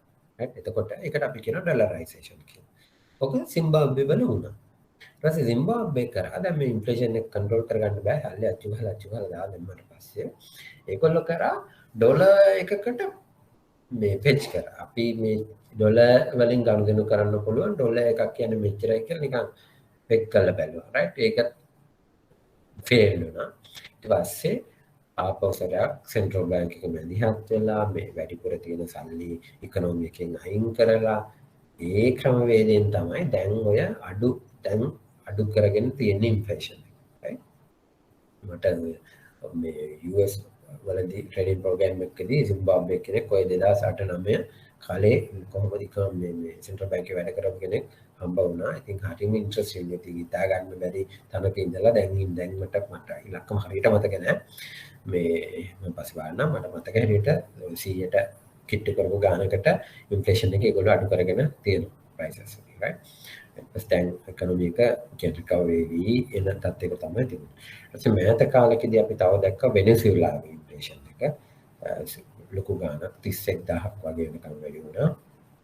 ඊට පස්සේ ආජන්ටිනා ඉන්ෆ්ලේෂන් එක වැඩි වෙලා තිබුණා කාලයකින්. right? ඔය වෙන policies හින්දා තමයි මේ දේවල් වුනේ. right? ඕන දෙකින් වෙන්න පුළුවන්. right? එක තැනක් ඇති ට්‍රිගර් වෙන්න මිනිස්සුන්ට ඒ කොන්ෆිඩන්ස් එක බිල්ඩ් මේ කැඩුණාට පස්සේ එක තැනක මාකරි ප්‍රශ්නයක් වුණා ඒක ට්‍රිගර් වෙනවා අනිවාර්යයෙන්ම ඉකොනොමික් කොලැප්ස් එකක් වෙනකම්. right? ඒ හින්දා කොට දැන් කයිසගේ ප්‍රශ්නේ තියෙන්නේ අපිට ගන්න පුළුවන් කයිසක. නමුත් එහෙම දැන් සස්ටේනබල් නැහැ. එහෙම හැමෝටම එහෙම ඩොලර් ගන්න බෑනේ. ඩොලර්ස් නැහැනේ. එහෙම ගන්න. right? ඩොලර් print කරන්න නැහැ. ඒතකොට ඩොලරයිසේෂන් country වල freely ඩොලර් ඒට මේට යන්න පුළුවන් රටවල් ආවොත් පස්සේ නම් පුළුවන්. දැන් අපි නේපෝල් වල ඉන්දියන් රුපියල් එක පාවිච්චි කරනවා. right? exchange rate එක ඉන්දියන් currency එක exchange rate එකම තමයි. right? එතකොට අපි Caribbean islands වල මට මතක රටින් ඩොලර් පාවිච්චි කරනවා. ඩොලරයිසේෂන්. එතකොට කාම්බෝදියා වල මොකක්ද? 80ක් විතර ඩොලර් වලින් ගන්න දෙනවා. රටේ කරන්සි එකක් තියෙනවා ඩොලර්. ඒ දෙකම තියෙනවා. right? එතකොට සෙන්ට්‍රල් බැංක් එකක් දන්නවා මේ ඩිපොසිට්ස් එම් තියෙන ඩොලර් වලින් කියලා. එතකොට US monetary policy එක තමයි basically apply වෙන්නේ. රට ඇතුලේ වෙනමම සෙන්ට්‍රල් බැංක් එකක් තිබ්බට එයාට කන්ට්‍රෝලින් ඉෆෙක්ට් එක ගොඩක් අඩුයි ඒ වගේ වෙනවා. right? අපි සර් වෙනම නමක් දාලා වෙයිද සර්? කියන්නේ රුපියල් වලින් සත වලට ආවා වගේ සර්? සත වලින් රුපියල් වලට ආවා වගේ සර්? එහෙම කරන්න පුළුවන්. මම ඒ වුණාට ප්‍රැක්ටිකලි ඒකේ මේ එකක් වෙලා නැහැ නේ. සිම්බාබ්වෙත් ඔය එක කරන්නේ. සිම්බාබ්වෙ try කරා. කරන්සි ඊට පස්සේ ඔය ඉතින් අපි හිතන්නකෝ නම වෙනස් කළා ට්‍රිලියන් දැන් 1000 වෙනුවට බිලියනය කියලා නෝට්ටුවක් ආවා කියලා මොකක් හරි රුපියල් නෙමෙයි මොනවා හරි. right? ඒ කියන්නේ දැන් අර අපි දැන් ඇවිල්ලා දැන් හැඩ ගහිලා ඉන්නේ. ඕවර්නයිට් ඒ වගේ දෙයක් කරගන්න අමාරුයි. මම හිතන්නේ ප්‍රායෝගිකව විද්‍යාව නැත්නම් එහෙම රටවල් ඔය වගේ දේවල් කරලා මේ වෙන්න පුළුවන්. දැන් බලන්නකො ඉතින් ජපානයේ ගත්තොත් කරන්සි එකේ වැලියු එක අපි ඔයගොල්ලන්ට මතකද ඉස්සෙල්ල yen එකක් රුපියල් වලට කියනකොට එහෙම කිව්වේ අපිටත් වඩා අඩු මේකක් නෙතිබුණේ නේද සත ගණන් නෙතිබුණේ රයිට් ඉතින් එයා තාමත් මේ අපේ ලෙවල් එකට ඇවිල්ලා ලොකු ගණන් ඒගොල්ලෝ කොළ වලින් කතා කරන්නේ 10000ක් එහෙමනේ කියන්නේ කියන්නේ සෙන්ස් වගේනේ අපි නිකන් මේ ඒ වුණාට ඒගොල්ලෝ කොහොමද දියුණු වෙන්නේ නේ ඒක අදාළ වෙන්නේ අනිකුත් මැක්‍රෝ ඉකොනොමික් කාරණා තමයි ඇත්තටම අරුණ මේ ඉකොනොමිකට අදාළ වෙන්නේ මොකද්ද කරන්සි එක පාවිච්චි කරන කියන එක නෙමෙයි දැන් අපි ගන්නකෝ කොරියන් වොන් එකක් කීයක් වෙනවද ඩොලර් එකක් කොරියන් වොන් 3000ක් වගේ මට ඒකක දින එක්ස්චේන්ජ් රේට් එක බලන්න බැරුණා ලොකු ගාණක් තියෙන්නේ නේ ලොකු ගාණක් තියෙන්නේ ඒ වුණාට කොහොමද ඉතින් ඉකොනොමිකට පැෂන් එක්ස්චේන්ජ් රේට් එක ඇවිල්ලා ඒක අවුට්පුට් එක විතරයි හරි දැන් ගොඩක් කට්ටියට ඔක තේරෙන්නේ නැත්තේ දැන් අපිට ඒක හදාගන්න බෑ ඒක ඇවිල්ලා ඉකොනොමික් අනික් දේවල් මත නිර්මාණය වෙච්ච කාරණයක් අවුට්පුට් එක. ඒකට අපිට අවුට්පුට් එක හදන්න බෑනේ මේ ඒක නිර්මාණය වෙන දේවල් හදාගන්න නැතුව. තේරෙනවද ඔයගොල්ලන්ට මම කියන්නේ? මම කිව්වා ඩිමාන්ඩ් ඇන්ඩ් සප්ලයි එකෙන් තමයි අවුට්පුට් එක ඇවිල්ලා තියෙන්නේ. අපි එතකොට ගොඩක් සප්ලයි කරොත් අපිට පුළුවන් ඔය එක අපේ කරන්සි එක ස්ට්‍රෝං කරගෙන ස්ටේබල් කරගන්න. අපි අලුතෙන් අරන මේ ඔක රුපියල් 1000ක් වෙනුවට සිලින් 1000යි කියලා ගෙවුවත් වැඩේ වෙන්නේ නැත්තම් මැක්‍රෝ ඉකොනොමික් මේවා එක වෙනස් වෙන්නේ නැත්තම් ඒ සිස්ටම් එකම නයි යන්නේ. එතකොට ඉම්පැක්ට් එකක් තියෙන්නේ නෑ නේද? මැක්‍රෝ ඉකොනොමික් කන්ඩිෂන් එක තමයි මේ වෙනස් වෙන්නේ. කනිෂ්ක ප්‍රශ්න උත්තරේ හම්බ වුණාද? සර් ෆ්ලෝටින් රේට් එකක් නැතුව ෆික්ස් රේට් එකක් ඩොලර් එකට තිබ්බනම් රිස්ක් එක අඩු නැද්ද ඊට වඩා? ලේසින්ම සුරංගට ප්‍රශ්නය හාල් සුරංග හාල් කිලෝ එකක් කීයද දැන් 100 පන්නලා යනවා 100ක් අපි කීරි සම්බ ගන්නවා කීරි සම්බ කීයද 200ට කිට්ටු 200ට කිට්ටු 170යි 200යි right ඉස්සර අවුරුද්දකට විතර එහැයිද එතකොට නම් 100ක් 125ක් වගේ මට මතකයි මේ රාජ්‍යන් මේ අපි කවුද ඉන්නේ මේ මාකට් යනවා ඇති නේ අනිත් කට්ටිය මේ එතකොට දැන් ඇයි එහෙම වෙන්නේ නැත්තේ මිනිස්සු වැඩිපුර දැන් ඉස්සරට වඩා දැන් වැඩියෙන් බත් කනවද කොස්ට් එක වැඩි වෙනවනේ කොස්ට් එක වැඩි දැන් වැඩිපුර බත් කන එච්චර ලොකු ගානක් මොකද ස්ට්‍රේට් ෆෝවර්ඩ් ආන්සර් එක නිෂ්පාදනය අඩු වෙන්නේ සප්ලයි එක සර් මොනොපොලි එකක් හදාගන්න නැද්ද සර් එකක් තියෙනවා මොනොපොලි තියෙනවා සප්ලයි අඩුයි ඒක තමයි අනිකුත් දැන් තරගෙට නේ ඔයගොල්ලෝ මේ ඔය ගොවියෝ කාගේ හරි කතා කරලා බලන්න රුපියල් 50ට විතර හාල් කිලෝයකදී බී කිලෝයක දුන්න එක 65 70ට යනකම් ගිහිල්ලා මේ සාමාන්‍ය තෙත කිලෝයක ගන්නවා දැන් රුපියල් 42කට මම හිතන්නේ තෙත කිලෝයක් ගන්න right මේ කමතට ගිහිල්ලාම ගන්නවා. එතකොට ඒගොල්ලෝ ගිය සැරේ ඒගොල්ලෝ ගිහිල්ලා ගන්නවා. කමතරම ගිහිල්ලා 65 70ට ගත්තා. 60 එකතු කරගත්තා. right? දැන් මාකට් එකේ අනිත් ප්‍රයිස් මේ වර්ග නැහැ. ටිකයි තියෙන්නේ. සප්ලයි නැහැනේ. සප්ලයි එකයි ප්‍රශ්නේ තියෙන්නේ. කියන්නේ හදලා එක්ක මොනෝපොලි එකක් තියාගෙන තමන් අතේ තියාගෙන ඉන්නවා නැත්නම් නිෂ්පාදනය ඉන්නවා. එතකොට මොකද වෙන්නේ?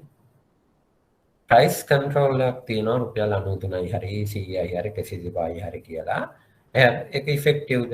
එහෙම වුණාම ප්‍රයිස් කන්ට්‍රෝල් එකක් තියෙනවා නම් ඔයගොල්ලෝගේ ඉකොනොමි එකේ පොඩ්ඩක් මට මතක් කරන්න ආයෙත් මම IBS එක ගියාට පස්සේ මට වයිට් බෝඩ් එකක් එදෙන්නේ නැහැ. ප්‍රයිස් කන්ට්‍රෝල් එකක් දානවා නම් අනිවාර්යයෙන්ම නිර්මාණය වෙනවා බ්ලැක් මාකට් බ්ලැක් අදි ඉල්ලුමක් මුලින්ම නිර්මාණය වෙනවා සරන්. ඒක පස්සේ අදි ඉල්ලුම අපි මොකද කරන්නේ? ඒ ප්‍රයිස් කන්ට්‍රෝල් එක සස්ටේනබල් වෙන්න නම් ඒ අදි ඉල්ලුම ප්‍රමාණය ගවර්න්මන්ට් එක සප්ලයි කරන්න ඕන. හරි? රජය දාන්න ඕන. රජයේ ඒ ඉල්ලුම දැම්මොත් විතරයි අර ප්‍රයිස් කන්ට්‍රෝලින් ප්‍රයිස් එකට මාකට් එකේ තියෙන්නේ. හරි? මාකට් එකේ ඒ ඕන වෙලාවක ගිහිල්ලා ගන්න පුළුවන්. දැන් කන්ට්‍රෝලින් ප්‍රයිස් එකක් තියෙනවා. නමුත් ඒ ගානට මාකට් එකේ ඒ සබ් මේ භාණ්ඩය හෝ සේවාව නැහැ. ඇයි ඒ අතිරික්ත ප්‍රමාණය මේ අතිරික්ත ඉල්ලුම සපයන්න රජයට හැකියාවක් ලැබිලා නැහැ. කන්ට්‍රෝල් එකක් දානවා නම් අනිවාර්යෙන්ද. ඒකට මැක්සිමම් ප්‍රයිස් එකක් දානවා නම් ඉන්නේ හිගයක්. ඒ හිගය අනිවාර්යෙන්ම සපයන්න ඕන. එතකොට අපි දැන් ඒක අනිත් පැත්ත V වලට එහෙම රුපියල් 70ක් කියලා දැම්මොත් එහෙම කවුරුත් ගන්න නැහැ. එතකොට රජයේ ටික ගන්න ඕන. නේ? ප්‍රයිවට් සෙක්ටර් එක ගන්න රජයේ ගන්න ඕන. ඒ ටික හාල් කරලා තමයි අර ප්‍රයිස් එකට දෙන්න ඕන. දැන් ඩොලර් වලට හිතන්න සුරංග 200යි කියලා මැක්සිමම් ප්‍රයිස් එකක් දාගත්තා. හරි? දැන් ඔයාට මොනවද? දැන් ඔයාට ගෙන්නන්න ඕන දැන් කාර් ගෙන්නන්න බැරි හින්දා වෙන මොන හරි හිතන්නකෝ. මොන කම්පියුටර්ස් ගෙන්නන්න ඕන. හරි?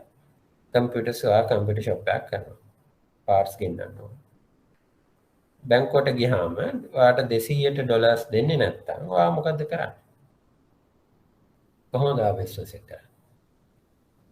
ඔයාට කොහෙන් හරි ගන්න වෙනවා. ඒක වැඩි මාකට් එකකට හරි ගන්න වෙනවා. එහෙම නැත්නම් අනිත් පැත්තේ හිතන්න. ඔයාට එහෙම දෙන්න 200ට මම හිතන්නකෝ අපි ෆික්ස් කරා කියලා. ඔයාට 200ට ඩොලර් මාකට් එකේ අපි ෆික්ස් එක්ස්චේන්ජ් රේට් එකක් හදාගෙන ඔයාට ෆ්‍රීලි පිටරටින් දේවල් ගෙන්නන්නයි පිටරට දේවල් යවන්නයි පුළුවන්කමක් නිර්මාණය වෙන්න නම් ඒ වෙලාවේ ඔයාගේ ඩිමාන්ඩ් එක තියෙන අධි ඉල්ලුමක් තියෙනවා නම් ඒ අධි ඉල්ලුම කවුද සපයන්න ඕනේ? සෙන්ට්‍රල් බැංක් එක දෙන්න ඕනේ. රිසර්ව්ස් තියෙන සෙන්ට්‍රල් බැංක් එකේ. තේරුණාද සරංග? 200ට ෆික්ස් කරාට පස්සේ ඩොලර් වලට ලොකු ඩිමාන්ඩ් එකක් ආවොත් එහෙම සාමාන්‍ය වෙළඳපොළක ඩිමාන්ඩ් එක ආවොත් එහෙම ප්‍රයිස් එක වැඩි වෙනවා. හරි? නෝමල් ප්‍රයිස් එක වැඩි වෙනවා. හරි? දැන් සිම්පල් එක්සැම්පල් එක ගන්න. අවුරුදු කාලෙක රුපියල් 460කට විතර දෙන චිකන් කිලෝ එක 650ක් විතර වෙනවා. ක්‍රිස්මස් කාලෙට රුපියල් 17ට 18ට තියෙන බිත්තරය රුපියල් 30ක් 28ක් විතර වෙනවා. ඒ ඇවිල්ලා හයි ඩිමාන්ඩ් එක. ඒ කාලේ ඩිමාන්ඩ් එක වැඩි, සීසනල් ඉම්පැක්ට් එකක් තියෙනවා, ප්‍රයිස් එක වැඩි වෙනවා. ඒතර ඩොලර් දෙක 200ට තියෙනවා. මාකට් එක ෆේවරබල්. ඔයා හිතනවා දැන් ඔන්ලයින් තමයි යන්නේ. කම්පියුටර් එකක් ගේන්න ඕන. ඩිමාන්ඩ් එකක් අහු වෙනවා. මොකද අපි රටේ හදන්නේ නැහැ කියලා හිතාගෙන පිටරටින් ගෙන්නන්න හදද්දි ඩොලර් වලට ලොකු ඩිමාන්ඩ් එකක් තියෙනවා. නමුත් ඩොලර් මාකට් එකේ නැත්තම් මොකද වෙන්නේ? ෆ්ලෙක්සිබල් නම් ඩෙප්‍රිෂিয়েට් වෙන්න ඕන. ෆික්ස් නම් 200ට තියෙනවා නම් මට ඩොලර් දෙන්න ඕන කවුරුත් 200ට. ඩොලර් දෙන්න නම් මොනවද තියෙන්න ඕනේ සෙන්ට්‍රල් බැංක් එකේ. එහෙම දෙන්න. රිසර්ව්ස් තියෙනවා. අධි සංචිත ප්‍රමාණයක් තියෙන්න ඕනේ. ෆොරින් කරන්සි එකක් ඩිෆෙන්ඩ් කරන්න රිසර්ව්ස් තියෙන්න ඕන. හාල් මිල ඩිෆෙන්ඩ් කරන්න හාල් තියෙන්න ඕන වගේ. පැහැදිලිද? ඔව් සර්. රයිට්. එතකොට මේ වැඩේ කරන්න බෑ කියන එක තේරෙනව නේද? ඔව්.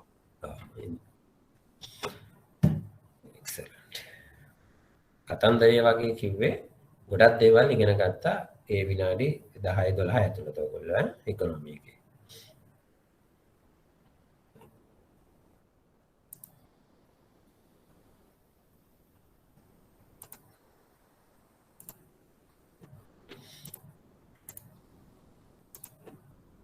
right.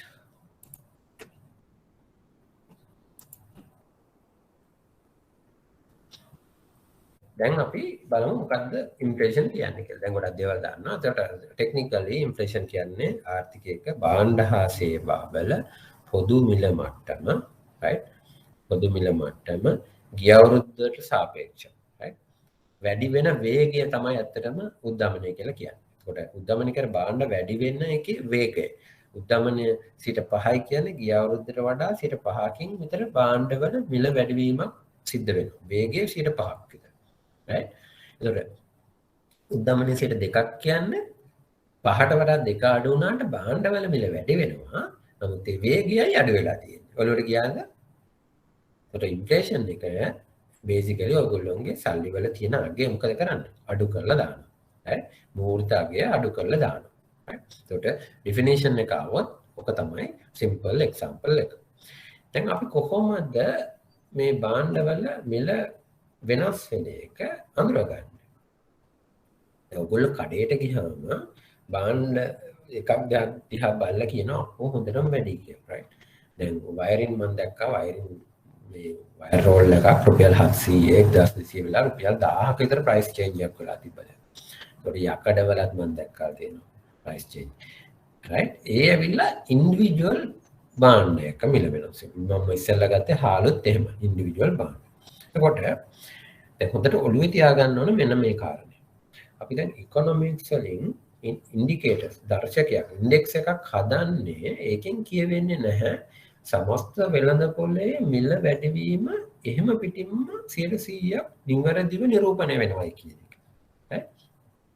මෙතෙන්දී ඇත්තටම කරන්නේ සමස්ත වෙළඳපොලේ භාණ්ඩ හා සේවාවල් දිහා බලලා ඒවා සාමාන්‍ය මිනිස්සු කොහොම වගේද පරිභෝජනය කරන්න කියලා බලලා ඒ සාමාන්‍ය මිනිස්සෙක් පරිභෝජනය කරන භාණ්ඩ හා සේවා වල මිල කොයි විදිහටද වෙනස් වෙලා තියෙන්නේ කියන එක හොයන එක. එතකොට ඇවිල්ලා බේසිකලි ඉන්ඩිකේටර් එකක්. මේක 100%ක් නිවැරදිම නැහැ. හරි ඩිරෙක්ෂන් එක තමයි අත්‍තරම පෙන්වන්න ඕනේ. සමහර භාණ්ඩ වල මිල ගණන් 100%ක විතර වැඩිවීමක් වෙලා ඇති. හරි උදාහරණයකට ගත්තොත් සබන්. එක භාණ්ඩයක් විතර ගත්තොත් ඔය දැන් රුපියල් 60ක් ගොඩනේ සබන් කැල්ලා. දන්න තරමේ. එකපාරම ඔය වගේ භාණ්ඩ එතකොට එක භාණ්ඩයක මිල මේ මාසේ වැඩි වෙලා තව එකක ඊළඟ මාසේ වැඩි වුණොත් එහෙම අර එකපාරම අපිට ඒක පෙන්වන්නේ නැහැ ඉන්ඩෙක්ස් එකේ. නමුත් over the time ඕක කොම් ටික රිෆ්ලෙක්ට් වෙනවා. මට දැන් කියන්න ඕනේ ඔයගොල්ලන්ට 100%ක් අපේ ඉන්ඩෙක්ස් රිෆ්ලෙක්ට් වෙන්නේ නැහැ වෙළඳපොලේ සැබෑම තත්ත්වය. අපි ජෙනුයින්ලි කතා කරනවා. නමුත් ඉන්ඩිකේටර් එකක් විදියට අපිට ඩිරෙක්ෂන් එක බලා ගන්න පුළුවන්. ඒ තව එකක් තියෙනවා.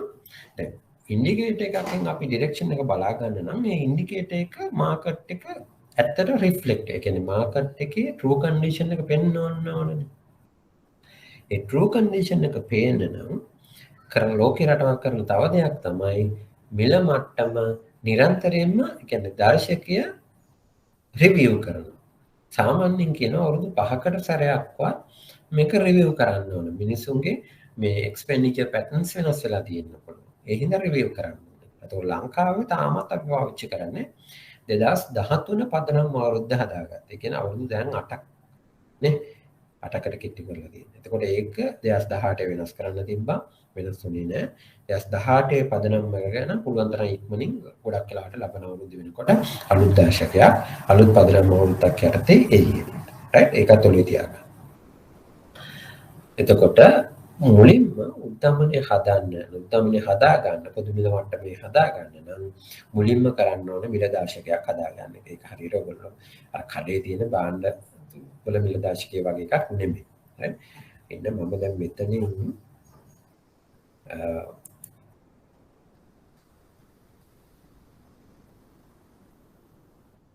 ඔයගොල්ලන්ට මගේ ස්ලයිඩ් එකද පේන්නේ නැත්නම් වෙන PDF නෝට් එකක්ද පේන්නේ? මම මේ PDF එකේම ස්විච් වුණා.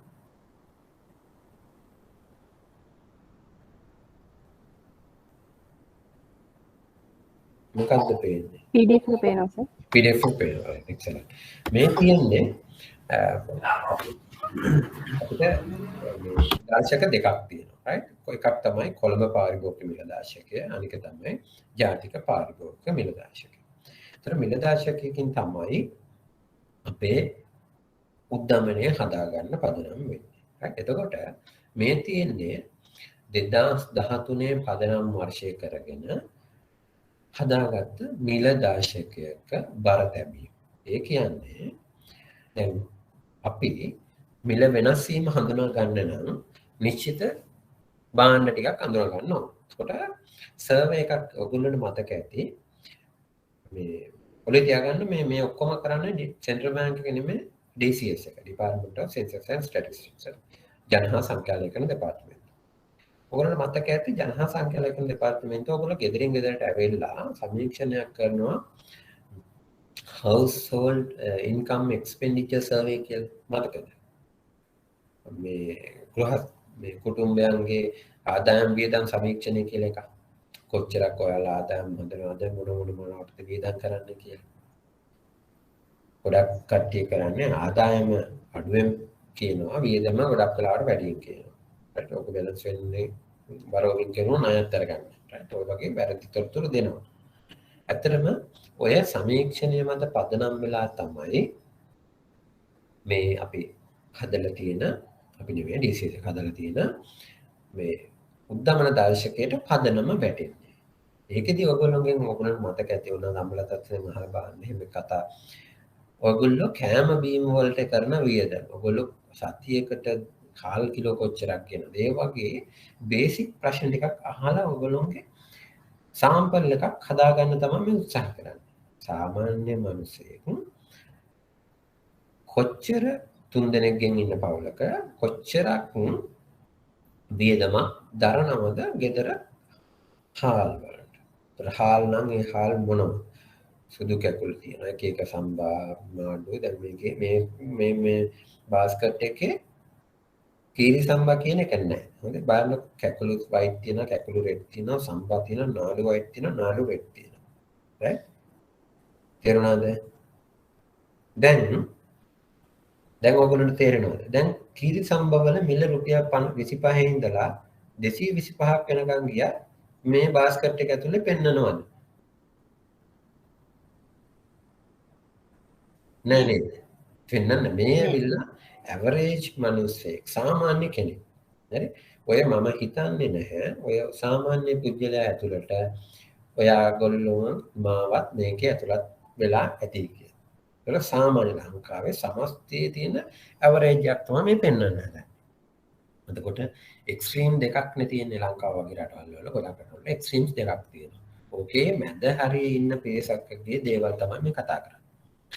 එතකොට ඒත් එක්කම ප්‍රමාණය. දැන් ඔකට හොඳම උදාහරණය තමයි මම ඔයගොල්ලන්ට පෙන්නන්නම් මෙන්න මේ දශම ගානකින් තියෙන්නේ ඕගොල්ලෝගේ සමස්ත ආදායමෙන් මාසික ආදායමෙන් ඕගොල්ලෝ කොච්චරක් මේ දේවල් වලට ෂෙයා එකක් විදිහට වියදම් කරනවද කියන එක. එතකොට 100 තමයි සමස්ත ආදායම නම් ඒ 100න් ෂෙයා එකකින් ඔයගොල්ලෝ හාල් වලට කොච්චරද? මම බලන්නකෝ ඔයගොල්ලෝ හැමෝම උදේට කිරිත එකක් බොනවනේ. හරි. කිරිත එකක් බොනකොට ඒකේ weight එක බලන්නකෝ.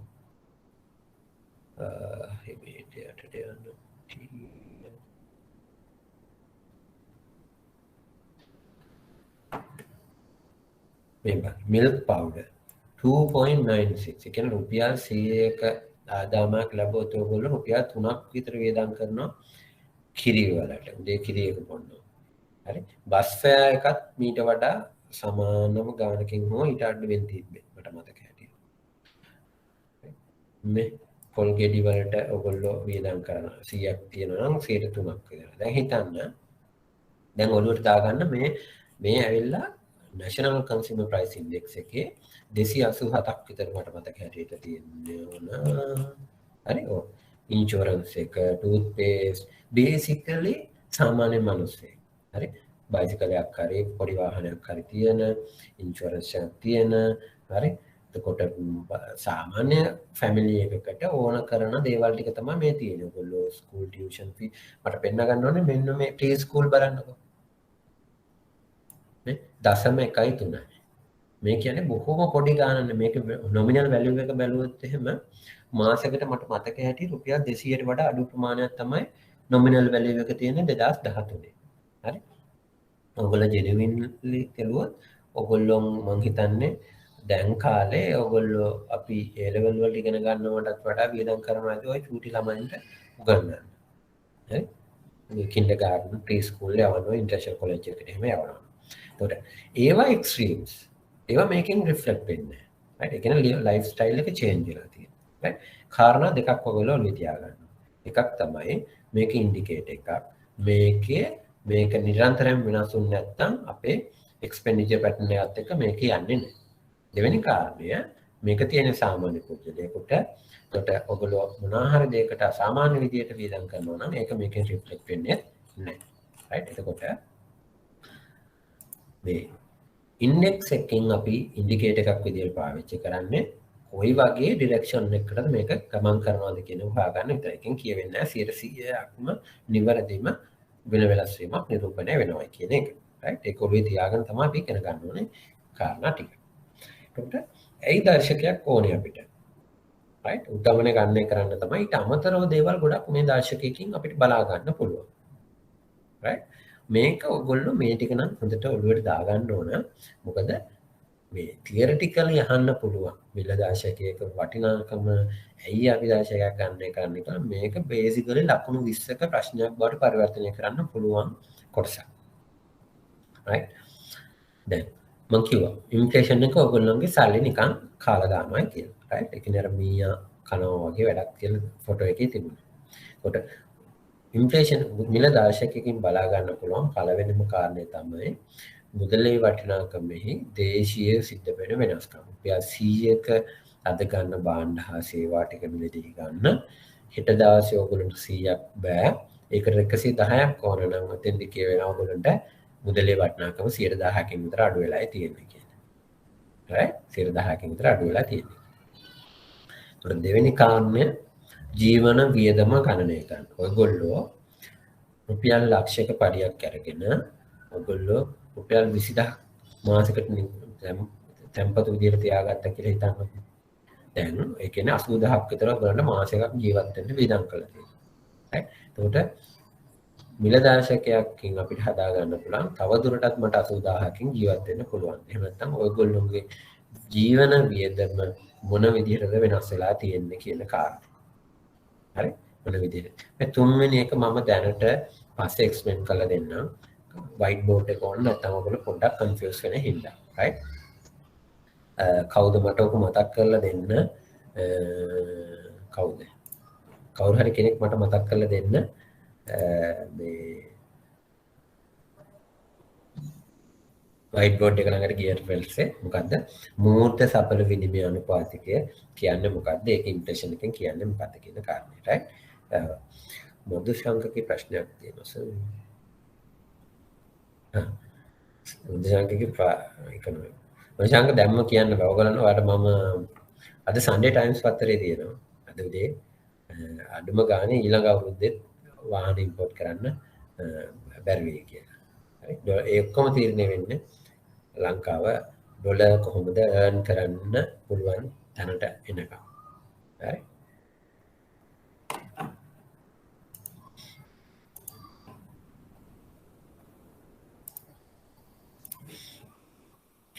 අනාගත මූල්‍ය අවශ්‍යතා ගණනය කිරීමේදී සැලසුම් කරුවන්ට පුරවකථනය සැකසීම. දැන් මිල දාශකයක් තියෙනකොට දැන් හිතන්න කවුද? අරුණට තියෙනවා මේ හිතන්න රබර් වත්තක් තියලා මොකද්ද? හෑන්ඩ් බෑග් හදනවා කියලා හිතන්න. එතකොට අරුණ අනාගතයේදී මගේ ඔයගොල්ලෝගේ හෑන්ඩ් බෑග් එකක හරි ඔඩෙල් එකට දාන්න කියලා හිතන්න. ප්‍රයිස් එක කොයි වගේ වෙන්න ඕනද කියලා හදා ගන්න නම් ඔයාලට තියෙන්න ඕන මිල දාශකයක් තියෙන්න ඕන රටේ මිල කොයි වගේද වෙනස් වෙන්නේ කියලා හඳුනා ගන්න. එතකොට අනාගතයේ නිපැවුම් කරුවෙකුට ව්‍යාපාරයක් කරන කෙනෙකුට ආයෝජකයෙකුට තමන් අනාගතයේ තමන්ගේ භාණ්ඩයක හෝ සේවාවක මිල කොයි වගේද තියෙන්න ඕනේ කියලා තීරණය කරන්න මිල දාශකයක් පාවිච්චි ගන්න වෙනවා. අපිට මිල දාශකයක් තියෙනවා නම් දන්නවනම් පහුගිය අවුරුදු 12 අපේ උද්දමනයේ 10%ට වඩා අඩුයි. ඕගොල්ලන්ට කොන්ෆිඩන්ස් එකක් තියෙනවා. එහෙනම් ඊළඟ අවුරුදු 10 මම කවදාවත් 10%කට වඩා උද්දමනයේ යන්න තියෙන chance එක ගොඩක් අඩුයි. හරි probability එක හොඳටම අඩුයි. එතකොට ඔයගොල්ලෝ භාණ්ඩයක් හෝ සේවාවක් මිල කරද්දී දන්නවා මම මිල කරන්න ඕනේ මේ වගේ ගානකින් කියලා. right හදා ගන්න පුළුවන් predict කරන්න පුළුවන් තමයි. ඒකට දාශකයක් ඕන. ඊට පස්සේ ඔයගොල්ලෝ දැකලා තියෙනවා ඇති වැටුප්. දැන් ඔයගොල්ලෝ දැන් බැංකුවල වැඩ කරන කටේ ගොඩක් වෙලාට අවුරුදු 3ක මොකද ඒකට කියන්නේ කලෙක්ටිව් ඇග්‍රීමන්ට් එකක් තියෙනවා. 3න් 3ට තමයි සැලරි වෙනස් වෙන්නේ. එතකොට ලංකාවේ අපේ උද්දමන ටාගට් එක තමයි අවම වශයෙන් 4ත් 6ත් අතර තියාගෙන යන එක. right අපි හිතමු මැක්සිමම් ගිහිල්ලා 6 කියලා.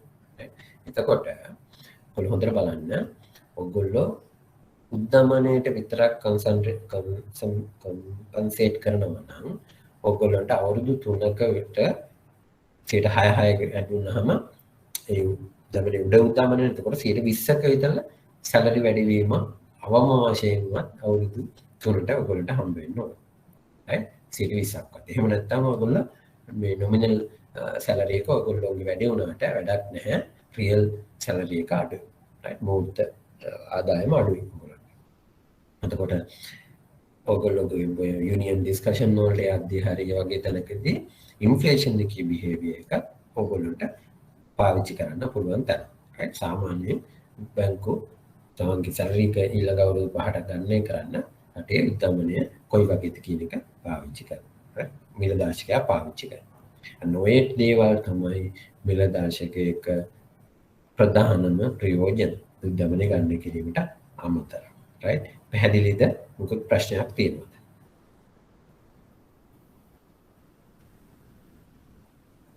හැමෝටම පැහැදිලිද?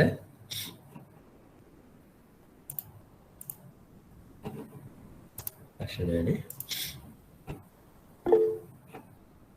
ඔව් කවුරු ප්‍රශ්න තියෙනවා නම් අහන්න ඕනේ. මම මේ ස්ක්‍රීන් එකේ ඉන්නකොට මට ඔයගොල්ලෝව පේන්නේ නැහැ ඒකයි.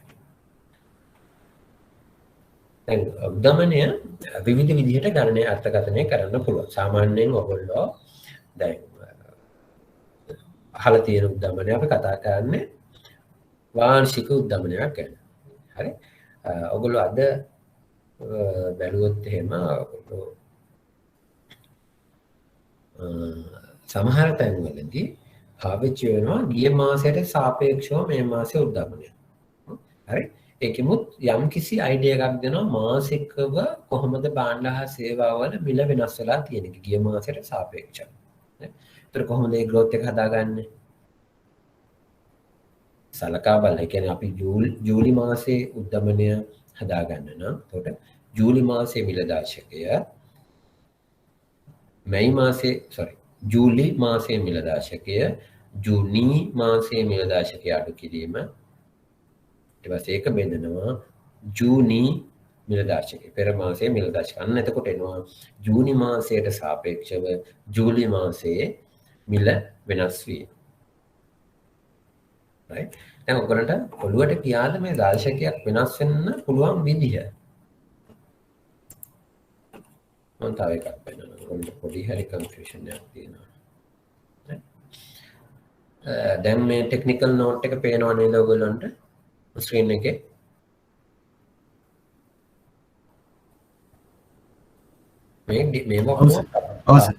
මේවා මට කියන්න බැරුණා මේ පබ්ලිෂ් ඉන්ෆර්මේෂන් නේ DCS වෙබ්සයිට් එකේ මේවා පබ්ලිෂ් කරලා තියෙන්නේ Department of Census and Statistics එකේ prices and wages වල ඔයගොල්ලන්ට කියවන්න පුළුවන් මේවා කොහොමද වෙනස් වෙලා තියෙන්නේ කියන එක. මේ NCPI technical note CCPI technical note කියලාම දාලා තියෙනවා right නිකන් Google search කරන්න. එතකොට මේ තියෙන්නේ අපේ ඒ indices දෙක අතර තියෙන වෙනස්කම්. හරි NCPI එක 2013 තමයි දැන් CCPI එක CCPI එක 2013. මතක තියාගන්න ජාතික පාරිභෝගික මිල දාශකය තමයි NCPI CCPI කියන්නේ කොළඹ පාරිභෝගික මිල දාශකය. කොට ජාතික පාරිභෝගික මිල දාශකය ලංකාවේ පළාත් ඔක්කොම කවර් කරනවා. ප්‍රධාන නගරවල ඔක්කොගේම මිල එකතු කිරීමේ මධ්‍යස්ථාන තියෙනවා. එතකොට කොළඹ පාරිභෝගික මිල දාශකයේ කොළඹ urban area කියන්නේ මේ පෑලියගොඩ හරිය ඉඳලා මහරගම පැත්තට යනකම් වගේ urban area එක. right ගුරුවරු තමයි price collectors ලා විදියට ගොඩක් තැන්වල සේවය කරන්නේ. right එතකොට audience එක household ලංකාව පුරාම හරි පළාත් ඔක්කොගේම තියෙන ගෙවල් කුටුම්බයන් ටික. එතකොට කොළඹ පාරිභෝගික මිල දාශකයේ කොළඹ area එක. එතකොට සමාජයක් විදිහට ලංකාවේ household එක කියන්නේ කුටුම්බයක size එක 3.9ක් විතර කොළඹ පාරිභෝගික මිල දාශකයේ 4.4ක් විතර. කියන්නේ 4 දෙනෙක්වත් අඩු ඉන්නවා කියලා හිතාගන්න. right මේ තියෙන්නේ මාසෙකට කරන වියදම්. දැන් මෙන්න මේක තමයි ක්‍රිටිකල් එක. නේ? කොට අර මේක හොයාගන්න මොකෙන්ද? අර මේ සර්වේ එකෙන් expenditure survey එකෙන් හොයාගන්නවා මේ 3.9 අපි ලේසි කරන 4 දෙනෙක් ඉන්න පවුලක මාසෙකට survive වෙන්න කරන්න ඕන වියදම් ටික එකතු කරාම මේකේ රුපියල් ගාන 32000 ගන්න. මේක 2013 බේස් එක. මේ 2013 වියදම් කරපු ගාන. හරි. එතකොට ඒකට දීලා තියෙනවා index point එකක්. ඒක තමයි මේ අර ගණන් කිරීම හදලා weight එක හදලා හදාගන්න value of one index point. ඒ කියන්නේ එක මේ දර්ශකයක එක වටිනාකමක් එක දර්ශකගේ රුපියල් 321යි. හරි? එතකොට මම කියවනේ අපි අර ඉස්සෙල්ලානේ කිව්වොත් මේ දර්ශක ඔක්කොම අගේ කීයද 100යි ඉන්ඩෙක්ස් එක 100යි. 100ෙන් තමයි 1.665 රතු කැකුළු සුදු කැකුළු වලට යන්නේ. right? ඔළුවට දාගන්න. එතකොට මේ ඉන්ඩෙක්ස් එක 2013 තමයි 100. 13 දෙසැම්බර්. එතකොට 14 ජනවාරි. හිතන්නකෝ දැන් අපි ඉන්නේ 14 ජනවාරි කියලා. 14 ජනවාරි වල මේ ඉන්ඩෙක්ස් එක කොහොමද වෙනස් වෙලා තියෙන්නේ කියලා මම හොයාගන්නේ කොහොමද? මගේ ළඟ තියෙනවා දැන් මේ බාණ්ඩ ලිස්ට් එක. මේ බාණ්ඩ ලිස්ට් එකට ඔයගොල්ලෝ අර 100 හදන්න ඉස්සෙල්ලා අර රුපියල් 320 මේ 32143 හැදුන විදිය මම දන්නවනේ. කාල් වලට මෙච්චරයි. රුපියල් කීයද 600. පෙට්‍රල් ගහන්න රුපියල් 300යි. මෙහෙම එකතු කළානේ මේ රුපියල් 32142 හැදෙන්නේ පවුලක. right? එතකොට ඒ ඇවිල්ලා 2013. දැන් මම හදනවා 2014 ජනවාරි වල ආපහු සැරයක් මේ ලිස්ට් එකට මම කොච්චරක් වියදම් කරනවද කියලා. right? එතකොට මෙතන තියෙනවා 2013 දෙසැම්බර් වාට කරපු වියදම. තව කොලම්යක් දාගන්නවා මම 2014 ජනවාරි වලට මම කරන වියදම. එතකොට 2013 32000 ගාණක් කරපු වියදමේ ඉන්ඩෙක්ස් ප්‍රමාණය 100යි. හරි? එක ඉන්ඩෙක්ස් එක වැලියු එකක් රුපියල් 321.42යි.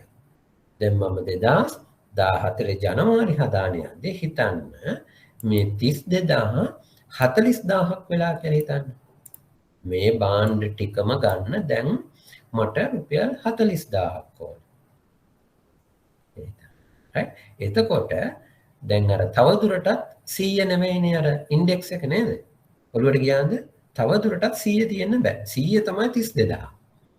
එතකොට 100 32000යි නම් දැන් 40000 ඉන්ඩෙක්ස් කීයද කියලා හොයා ගන්න ඕන. ඒතකොට ඉන්ඩෙක්ස් අපි හිතමු 110යි කියලා. හරි? 2014 ජනවාරි වෙද්දී ඉන්ඩෙක්ස් පොයින්ට් 10කින් වැඩි වෙලා. ඒ කියන්නේ මොකද්ද? 100 ඉඳලා ඉන්ඩෙක්ස් එක 110කට චේන්ජ් වෙලා. දැන් මෙතෙන් යනවා. හරි? එතකොට සලකා බලන මාසයේ මිල දාශකයේ දැන් 110යි. හරි? 2014 ජනවාරි මාසයේ දාශකයේ 110යි. 2013 දෙසැම්බර් දාශකයේ තිබ්බේ පදනම් අවුරුද්ද 100යි. අඩු කිරීම 100 බෙදීම 100. කීයද එතකොට? 100ට 100 කපලා 110 බෙදීම දැන් 100ට 10ක වැඩිවීමක් ඔයගොල්ලන්ට පේනවා. හරි නේද? 100 නෙවෙයි මට මෙතන කරන්නේ 10 මෙතන 10යි නේ 110 අඩු කිරීම 100 බෙදීම 100. එතකොට ආය වැඩි කිරීම 100 100ට 100 කැපෙනවා 10ක් වෙනවා. ඒ කියන්නේ ඒ මාසෙකේ භාණ්ඩ හා සේවා වලගේ දාශකයාගේ 10කින් වෙනස් වෙලා තියෙනවා. ඒ කියන්නේ උද්දමනය 10%යි. පැහැදිලිද?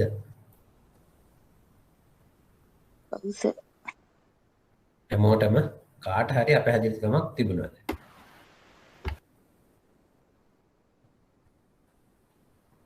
දැන් ඕගොල්ලන්ට ගොඩක් වෙලාවට දැන් ඔයගොල්ලෝ ගොඩක් සෝෂල් මීඩියා වල ඉන්නකොට එහෙම ඔය ඉන්ෆ්ලේෂන් වගේ දේවල් වැරදි විදියට ඉන්ටර්ප්‍රිට් වෙලා තියෙන තැන තියෙනවා. හරි?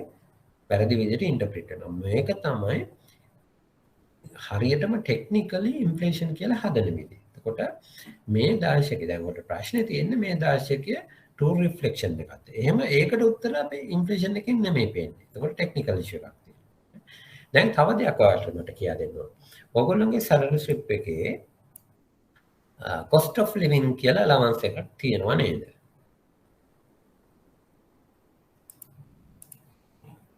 නැද්ද?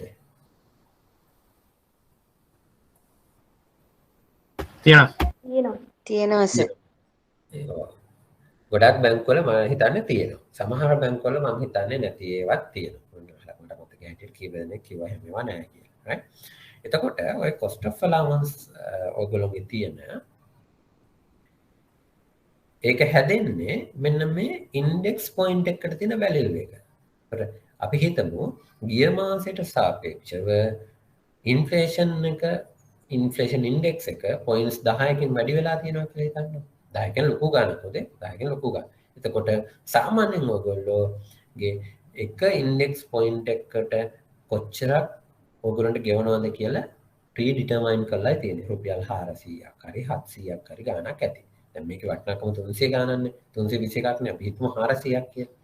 එතකොට ඔයගොල්ලන්ට මාසේ ගිය මාසයට සාපේක්ෂව ඔයගොල්ලන්ට cost living index එක මේ අපේ price index එක 10කින් වැඩි වෙලා තියෙනවා නම් අර ඔයගොල්ලෝ බැංකුව index point එකකට allow කරලා තියෙන allocate කරලා තියෙන රුපියල් 400යි නම් ඔයගොල්ලෝගේ salary එකට cost of allowance කියලා 4000ක් add වෙලා තියෙනවා. right නිකන් salary slip එකක් අරගෙන ගිහින් බලන්න ඔයගොල්ලෝගේ ගිය මාසේ මාස දෙක ගන්න ඕන change එක බලා ගන්නත් එක්ක කොහොමද වෙනස් වෙලා තියෙන්නේ. ඒකට මේ දවස්වල ඉන්ඩෙක්ස් එක සාමාන්‍යයෙන් එකකින් දෙකකින් වගේ උඩ ගිහින් නැති. ඒකට ඔයගොල්ලන්ට ඉන්ඩෙක්ස් පොයින්ට් එකකට සාමාන්‍ය රුපියල් බැංකුව වල සාමාන්‍ය මම හිතන්නේ රුපියල් 1200ක් විතර දෙනවා ඇති කියලා මට හිතෙන්නේ. ඒ වගේ ගානකින් චේන්ජ් වෙලා ඇති. එතකොට මේ කවුද අපිට දෙනවා කිව්ව මේ එතකොට ඔයගොල්ලෝ ප්‍රාර්ථනා කරන්න එපා ගිහිල්ලා මේ ඉන්ඩෙක්ස් එක වැඩි වෙන්න කියලා. හොඳේ. එකෙන් කියවෙන්නේ නැහැ ඔයගොල්ලෝගේ සැලරි එක වැඩි වුණාට වැඩක් නැහැ. මොකද බේසිකලි ඔයගොල්ලෝ කම්පන්සේට් වෙනවා ප්‍රයිසස් වලින්. ඉන්ඩෙක්ස් එක වැඩි වෙනවා. හොඳේ. දැන් ඉන්ෆ්ලේෂන් ගැන බේසික් අයිඩියා එකක් හැමෝටම හොඳ බේසික් නෙමෙයි. බේසිකලි හොඳ අදහසක් තියෙන්න ඕන. දැන් මම කියුවේ මේක මාසික. ඒ වුණාට අපි සාමාන්‍යයෙන් උද්දමනය ගණනය කරන්නේ වාර්ෂිකව. ඒකට ගිය අවුරුද්දට සාපේක්ෂව, ඒ කියන්නේ 2013 දෙසැම්බර් වලට සාපේක්ෂව 2014 දෙසැම්බර් වල මිල කොහොමද කියන එක. ඒකට ඒක තමයි true inflation reflection එකක් තියෙන්නේ. ඒකට හේතුව තමයි දැන් අපි අවුරුදු මාස වගේ ගන්නකො.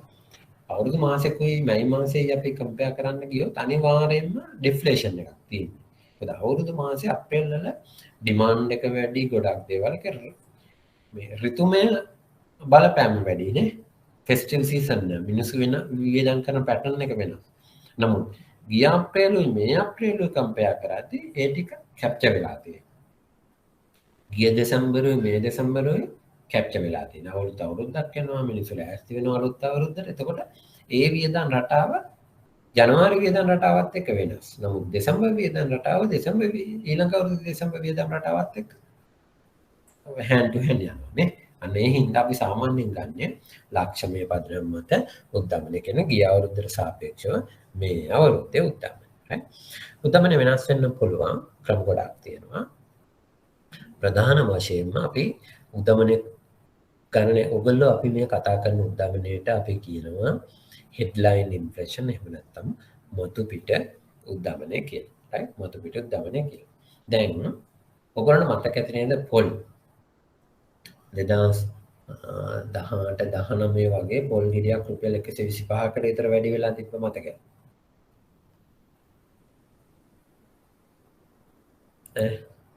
මතකද?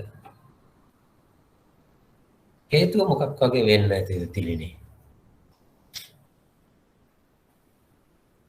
මතකද? සුරංග අරුණ ඉම්පෝර්ට් කරන එක අඩු වෙලා සර් මේ ප්‍රොඩක්ෂන් එකත් ලංකාවේ අඩුයි. එමාලි අපි ඉම්පෝර්ට් කරන්නේ අපි මේ පොල් කියන්නේ විතර වසංගතකවනේ සර්. අර කුරුමිනියෝ ඇවිල්ලා ඒ කේස් එක ගැන රයිට් එකක් එක හේතුවක්. ඉමාලිට උත්තරේ ඉල්ලන ඉමාලි අපි පොල් මේ ඔය පිටි කරන අය වගේ තැන්වලදී නම් ඉම්පෝර්ට් කරනවා වෙන්න ඕන. නමුත් අපි කන පොල් ඉම්පෝර්ට් කරන්නේ නැහැ නේද? අපි කෑමට දාන්නේ. ඒ ටික අපි අපේ ලංකාව ඇතුලෙන් හදාගන්නේ. right? පොල් ගෙඩි පිටින් අපි ගේන්නේ නැහැ. පොල් අපි ওই ප්‍රයිසස් එක හොඳටම වැඩි වුණාට පස්සේ අවසර දුන්නා පොල් වල මේ පොල් මදේ පිටරටින් ගෙන්නන්න. මොකද ඔය සමහර තියෙනවා සමහර ආනයන සීමා කළා තියෙනවා. මොකද ඒ වගේ ඇස්සේ සත්තු ඒ රටවල් වලට සාපේක්ෂ මේ ආවේනික සත්තු එහෙම ලං එන්න පුළුවන් හින්දා. හරි. ඔයගොල්ලෝ පිටරට යද්දී සමහර පැල එහෙම මොකුත් තරන් යන්න බෑනේ ඔයගොල්ලෝ. හරි සමහර ආහාර ද්‍රව්‍ය තියෙන අරන් යන්නම් බෑ. හරි හොරෙන් යනවා ඇති කට්ටිය. මේ ඒ උනට ටෙක්නිකලි බෑ. ඒකට හේතුව තමයි අර වගේ. ඒ හින්දා ලංකාවටත් බෑ. ඕක 2000 මේ මට මතක නෑ 17 18 අපිට මතක ලොකු නියම් කාලයක් තිබ්බා. හරිද? හරි ගැස් තිබුණේම නැති කාලයක් අවුරුදු දෙකමාරක් විතර. එතකොට ගොඩාක් ප්‍රොඩක්ෂන් එක කඩා වැටුණා. ඒ කියන්නේ හාල් ආනයනය කරන්න වුණා. හරි පොල් මිල වැඩි වුණා. හරි පොල් පළදාව 60%කින් විතර අඩු වුණා. right පොල් ඒකට සාමාන්‍යයෙන් ඔයගොල්ලෝ දැන් ගෙදරකට මේ සතියකට පොල් ගෙඩි කීයක් විතර ඕනද? 5ක් විතර කියලා හිතමු අපි. ඔයගොල්ලෝ දොඩොල් හදන්න නැත්නම් ගෙදර සාමාන්‍ය පැටර්න් එකේ පොල් ගෙඩි 5යිනේ. ඩිමාන්ඩ් කරනවද වැඩිපුර? නෑනේ. ඩිමාන්ඩ් කරන්නේ. හරි සාමාන්‍ය තත්ත්වයක් යටතේ ඔයගොල්ලෝ පරිභෝජනය කරනවා. විශේෂිත ගෙදර මොකක් හරි දානයක් කරලා තිබ්බොත් ඇරෙන්න අසාමාන්‍ය විදිහට ඩිමාන්ඩ් එක වැඩි කරනවා. එතකොට ඒ වගේ ප්‍රයිසස් වැඩි වෙන්න බෑ ඩිමාන්ඩ් එකේ. මිනිස්සු අමුතුවෙන් ගිහිල්ලා ඩිමාන්ඩ් කරන්න පටන් ගන්නවා. ඕනනම් වැඩි වුණොත් ප්‍රයිස් වැඩි වෙනවා දැකලා හරි මම මේ සතියට ගේනවා ලබන සතියටත් එක්ක. ඒ වුණාට ලංකාවේ මිනිස්සු එහෙම සති ගණන් වල පොල් එකතු කරලා ගෙදර තියාගෙන ඉන්නේ නේ. එහෙම කරන්නේ. හාල් වල නම් ඔන්න ඔක තියාගන්න පුළුවන්. මොකද ටික කාලයක් තියාගන්න පුළුවන් ප්‍රශ්නයක් වෙන්නේ නැතු වෙන්න. පිටියක් ගෙනාවොත්. එතකොට සමහර දේවල් තියෙනවා ප්‍රයිස් එක චේන්ජ් වෙන්නේ ඍතුමය බලපෑම. ඒ කියන්නේ කාලගුණික දේශගුණික බලපෑම් මත. කාගේවත් හේතුවක් නැතුව ලොකු වැස්ස කාලයක් ඇවිල්ලා කුඹුරු ගොවිතැන යට වෙන්න ගියොත් ඔන්න හාල් මිල ගොඩක් වැඩි වෙන්න පුළුවන්. එහෙම නැත්නම් නියඟේ ඇවිල්ලා පළදාව හානි වුණොත් එහෙම අන්න ප්‍රයිසස් වැඩි වෙනවා. ඔක හොඳටම පේන දෙයක් තමයි එළවලු. නිරන්තරයෙන්ම වෙන මිල වෙනස් වෙනවනේ. නේ? ඔයගොල්ලෝ මං කියවර උදාහරණයක් කිව්වා. වට්ටක්ක එක කාලයක් තිබ්බා මේ කිලෝ එක රුපියල් නිකන් දුන්නා නේ. කීස් එකේ සුපර් මාකට් වල අනුරාධපුරේ පැත්තේ ගොවියෝගෙන් රුපියල් 5ට විතර අරන් ඇවිල්ලා නිකන් දුන්නා. ඒකට පළදාව වැඩි කාලා. right? ඒ ඇවිල්ලා අදි සැපයුම. right? අදි සැපයුමක් තියෙන වෙලාවක කෙනෙක් හොඳයි දේශගුණිකක් කියනත් හොඳයි. පළදාව හොඳට තියෙනවා. මේස් තක්කාලි. ඔය වගේ ප්‍රයිසස් ලොකුවට මූව් වෙනවා. මිනිස් 1000 ගානකට ගිහිල්ලා රුපියල් 200 විතර අඩු වෙන අවස්ථා තියෙනවා. right? ඒකකොට ප්‍රයිස් චේන්ජ් වෙනවා දේශගුණික කාලගුණික තත්ත්වයන්. ඒක උද්දමනයට බලපානවා ආහාර උද්දමනයට. වලට ගියාද හැමෝටම උඩ වෙන කාගවත් බලපෑමක් නැතිව දේශගුණික කාලගුණික හේතු මත ආහාර උද්දමනයට බලපානවා. right? ඊපස්සේ තව හේතු ටිකක් තියෙනවා. දැන් තෙල් විදුලිය ප්‍රවාහන ඒ වගේ දේවල් කාගේ මතද තීරණය වෙන්නේ ලංකාවේ? රජයේ බොරතෙල් මිල එකක් හරි අරගෙන. බොරතෙල් ලෝක වෙළඳ පොලේ මිල අනුව තියෙනවා. නමුත් අපි මේ රජයේනේ තීරණය කරන්නේ. රජය කියන එක හේතුවක් තමයි ඉන්ටර්නැෂනල් ප්‍රයිසස් වැඩි වෙනවා කියන්නේ. නමුත් පරිපාලිත මිලක් තියෙනවා නේ. ඔයගොල්ලන්ට විදුලිය යුනිට් එකකට රුපියල් කීයද? රුපියල් 28ක්ද කොයිද ගෙවනවා? නෑ පළවෙනි යුනිට් 30ට ගෙවන්නේ 16ක්ද කොයිදනේ? හරි. ඒක ඇවිල්ලා රජයෙන් දීලා තියෙන මිල. පරිපාලිත මිල. ඔක ඩිමාන්ඩ් එකයි සප්ලයි එකෙන් නිර්මාණය වෙච්ච මිල නෙමෙයි. ප්‍රවාහන. බස් එකේ අවම ගාස්තු රුපියල් 12යි. ඒක පරිපාලිත මිල. නැතුව මිනිස්සු යන ප්‍රමාණය අනුව ඉල්ලුම් සැපයුම අනුව තීරණය වෙච්ච මිලක් නෙවෙයි. දැන් කටකොළඹම් පොඩි ගෙඩි රුපියල් 40යි නම් ඒක ඇවිල්ලා ඩිමාන්ඩ් සප්ලයි එක මත තීරණය වෙච්ච මිල. හරි? එතකොට JCB අඹ කිලෝ එකක් රුපියල් 250යි කියන එක ඉල්ලුම් සැපයුම මත තීරණය වෙච්ච මිල. අපි 450ට විතර තිබෙත් මේ දවස්වල 250යි. right? ඒකට ඒක ඉල්ලුම් සැපයුම මත තීරණය වෙච්ච මිල. සමහර දේවල් වල සිමෙන්ති 950යිද 940යිද කියන එක පරිපාලිත මිල ගණන් යටතේ තියෙනවා. කාටවත් බෑ මේ පරිපාලිත මිලට වඩා වැඩියෙන් විකුණන්න ටෙක්නිකල්. right? එතකොට තව දෙයක් තමයි රජයේ පරිපාලිත මිල. ඒක වෙනස් කරොත් එහෙම උද්දමනයට බලපාන. ඒක උදාහරණයක් විදිහට රජයේ තෙල් මිල වැඩි කරා. රුපියල් 20 ගානකින්. මාසයක් විතර යනකොට අනිවාර්යයෙන්ම ඔයගොල්ලෝගේ අර ටෙක්නිකල් නෝට් එකේ තිබ්බනේ තෙල් වලට කරන වියදම අර ප්‍රමාණයෙන්ම වැඩි වෙනවා. රුපියල් 100ක නම් ඔයගොල්ලෝ වියදම් කරේ දැන් 100 රුපියල් 20කින් වැඩි කරා නම් ඒක 120ක් වෙනවා. right? එතකොට ඒක එහෙම පිටින්ම උද්දමනයට බලපාන. right? උද්දමනයට බලපාන. දැන් මම මේ රජයේ මේ ඍතුමය ඉල්ලීම් කොහොමද? අවුරුදු කාලයක් මනත්තල් කාලෙට සාමාන්‍ය මිනිසුන් වැඩිපුර ඩිමාන්ඩ් කරනවා. සාමාන්‍යයෙන් ටෙන්ඩන්සි එකක් තියෙනවා භාණ්ඩ එක මිල වැඩි වෙන්න. right? මුදල් සැපයීම මම පොඩක් ස්කිප් කළා. අජේ බදු ප්‍රතිපත්තිය. ඔයගොල්ලන්ට මතකද 2016-17 විතර එකපාරම ඔයගොල්ලෝගේ data වලට තිබුණු බදු ප්‍රමාණය වැඩි කරා. tax එක 25%කින් විතර වැඩි කරා. හරි. එතකොට ඔයගොල්ලෝ මොකද උනේ? සාමාන්‍ය බදු ඔක්කොම එකතු කරලා 50% විතර tax එකක් තියෙනනේ මොබයිල් ෆෝන් එකේ data වලට සහ voice charges වලට. හරි. ඒකට රුපියල් 100ක කාඩ් එකක් දාමු.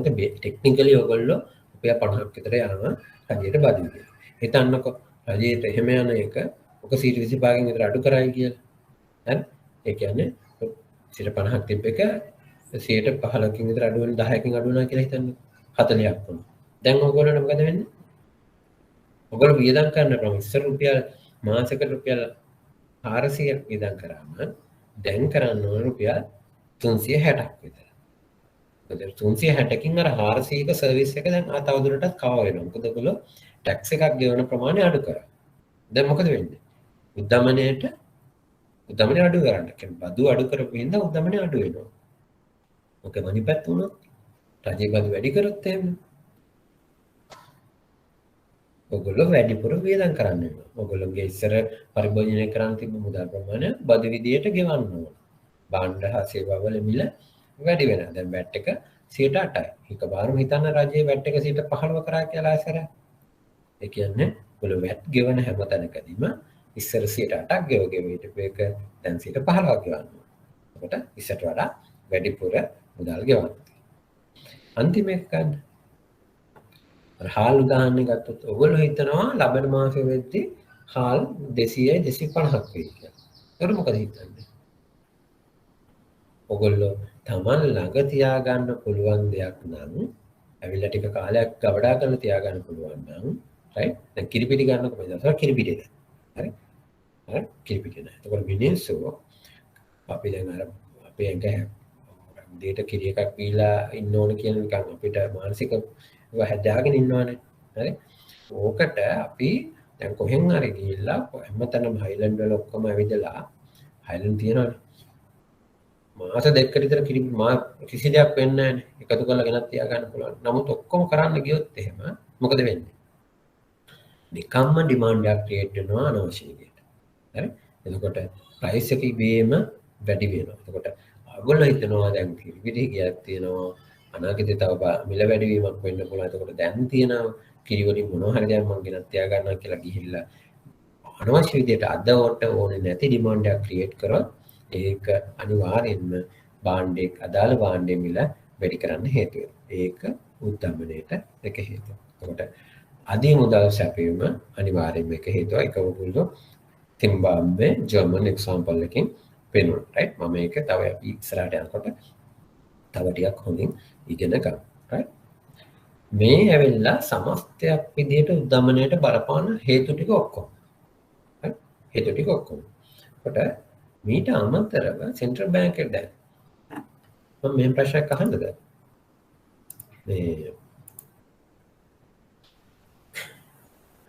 මේ ඔයගොල්ලෝ භාණ්ඩයක් දැන් උද්දමනය වැඩි වෙනකොට ජෙනුයින් උත්තරයක් දෙන්න කතා කරන කට්ටියක්ම කතා කරන්න කාටද සාමාන්‍යයෙන් බ්ලේම් එක දාන්නේ භාණ්ඩ හෝ සේවාවල මිල වැඩි වෙනකොට රජයට අරුණ කියනවා රජයට කියලා.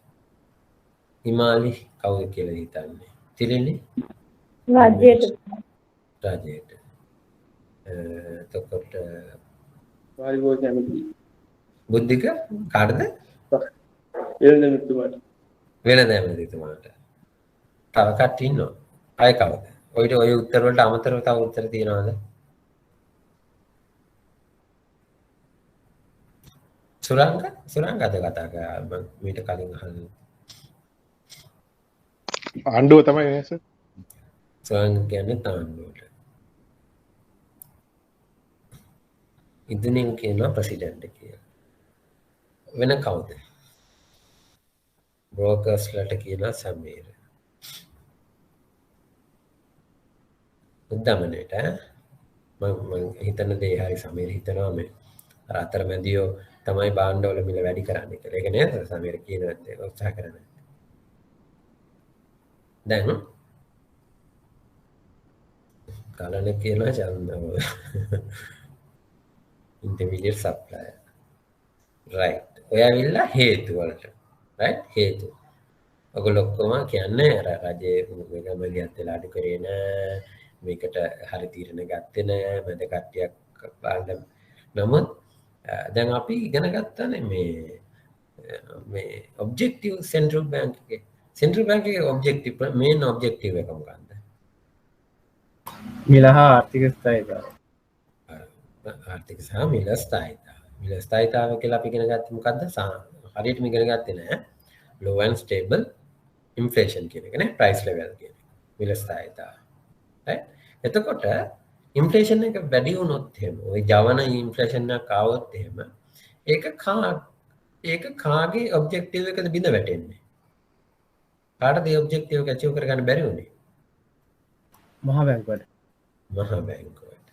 right? එතකොට හරි නිමේෂ මේ අරුණත් හරි central bank එකේ objective එක තමයි objective එක main objective එක තමයි price stability. එතකොට ඇත්තටම genuinely අපිට inflation එක hyper inflation බවට පත් වුණොත් එහෙම කියන්නේ central bank එකට ඕන 4.6ට වඩා වැඩි උද්දමනයක් ඇති වුණොත් එහෙම ඒක failure එක එන්නේ central bank එකට. හරි?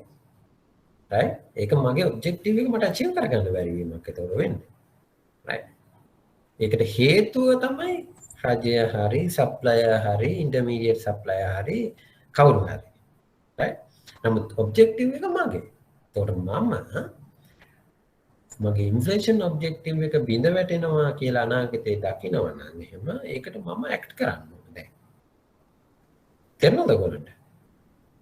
right? එතකොට මට අත පිහදාගෙන ඉන්න බෑ inflation එක වැඩි වුණත් ඒක මගේ වැඩක් නෙමෙයි කියලා. inflation එක හැබැයි වැඩි වෙන්න පුළුවන් ආහාර inflation එක. ඒ කියන්නේ central bank එකට control කරන්න බැරි හේතු වල. ස්වභාවික දේවල්. ඒකට අපි කියනවා supply side effect කියලා. ඒක අපිට කරන්න දෙයක් නැහැ. නමුත් supply side effect වලින් හරි central bank inflation එක ඇවිල්ලා දැන් අපි හිතමු supply side හේතුවක් කියලා හිතන්නකෝ. හාල් මිල වැඩි වීමකින් හරි පොල් හරි supply side එකකින් ඇවිල්ලා මිල වැඩි වෙනකොට ඔයගොල්ලෝ ඊළඟට හිතන්නේ මොකක්ද අරුණ? තවදුරටත් අනාගතේ මිල වැඩි වෙයි කියලා අපේක්ෂාවක් නිර්මාණය වෙනවනේ.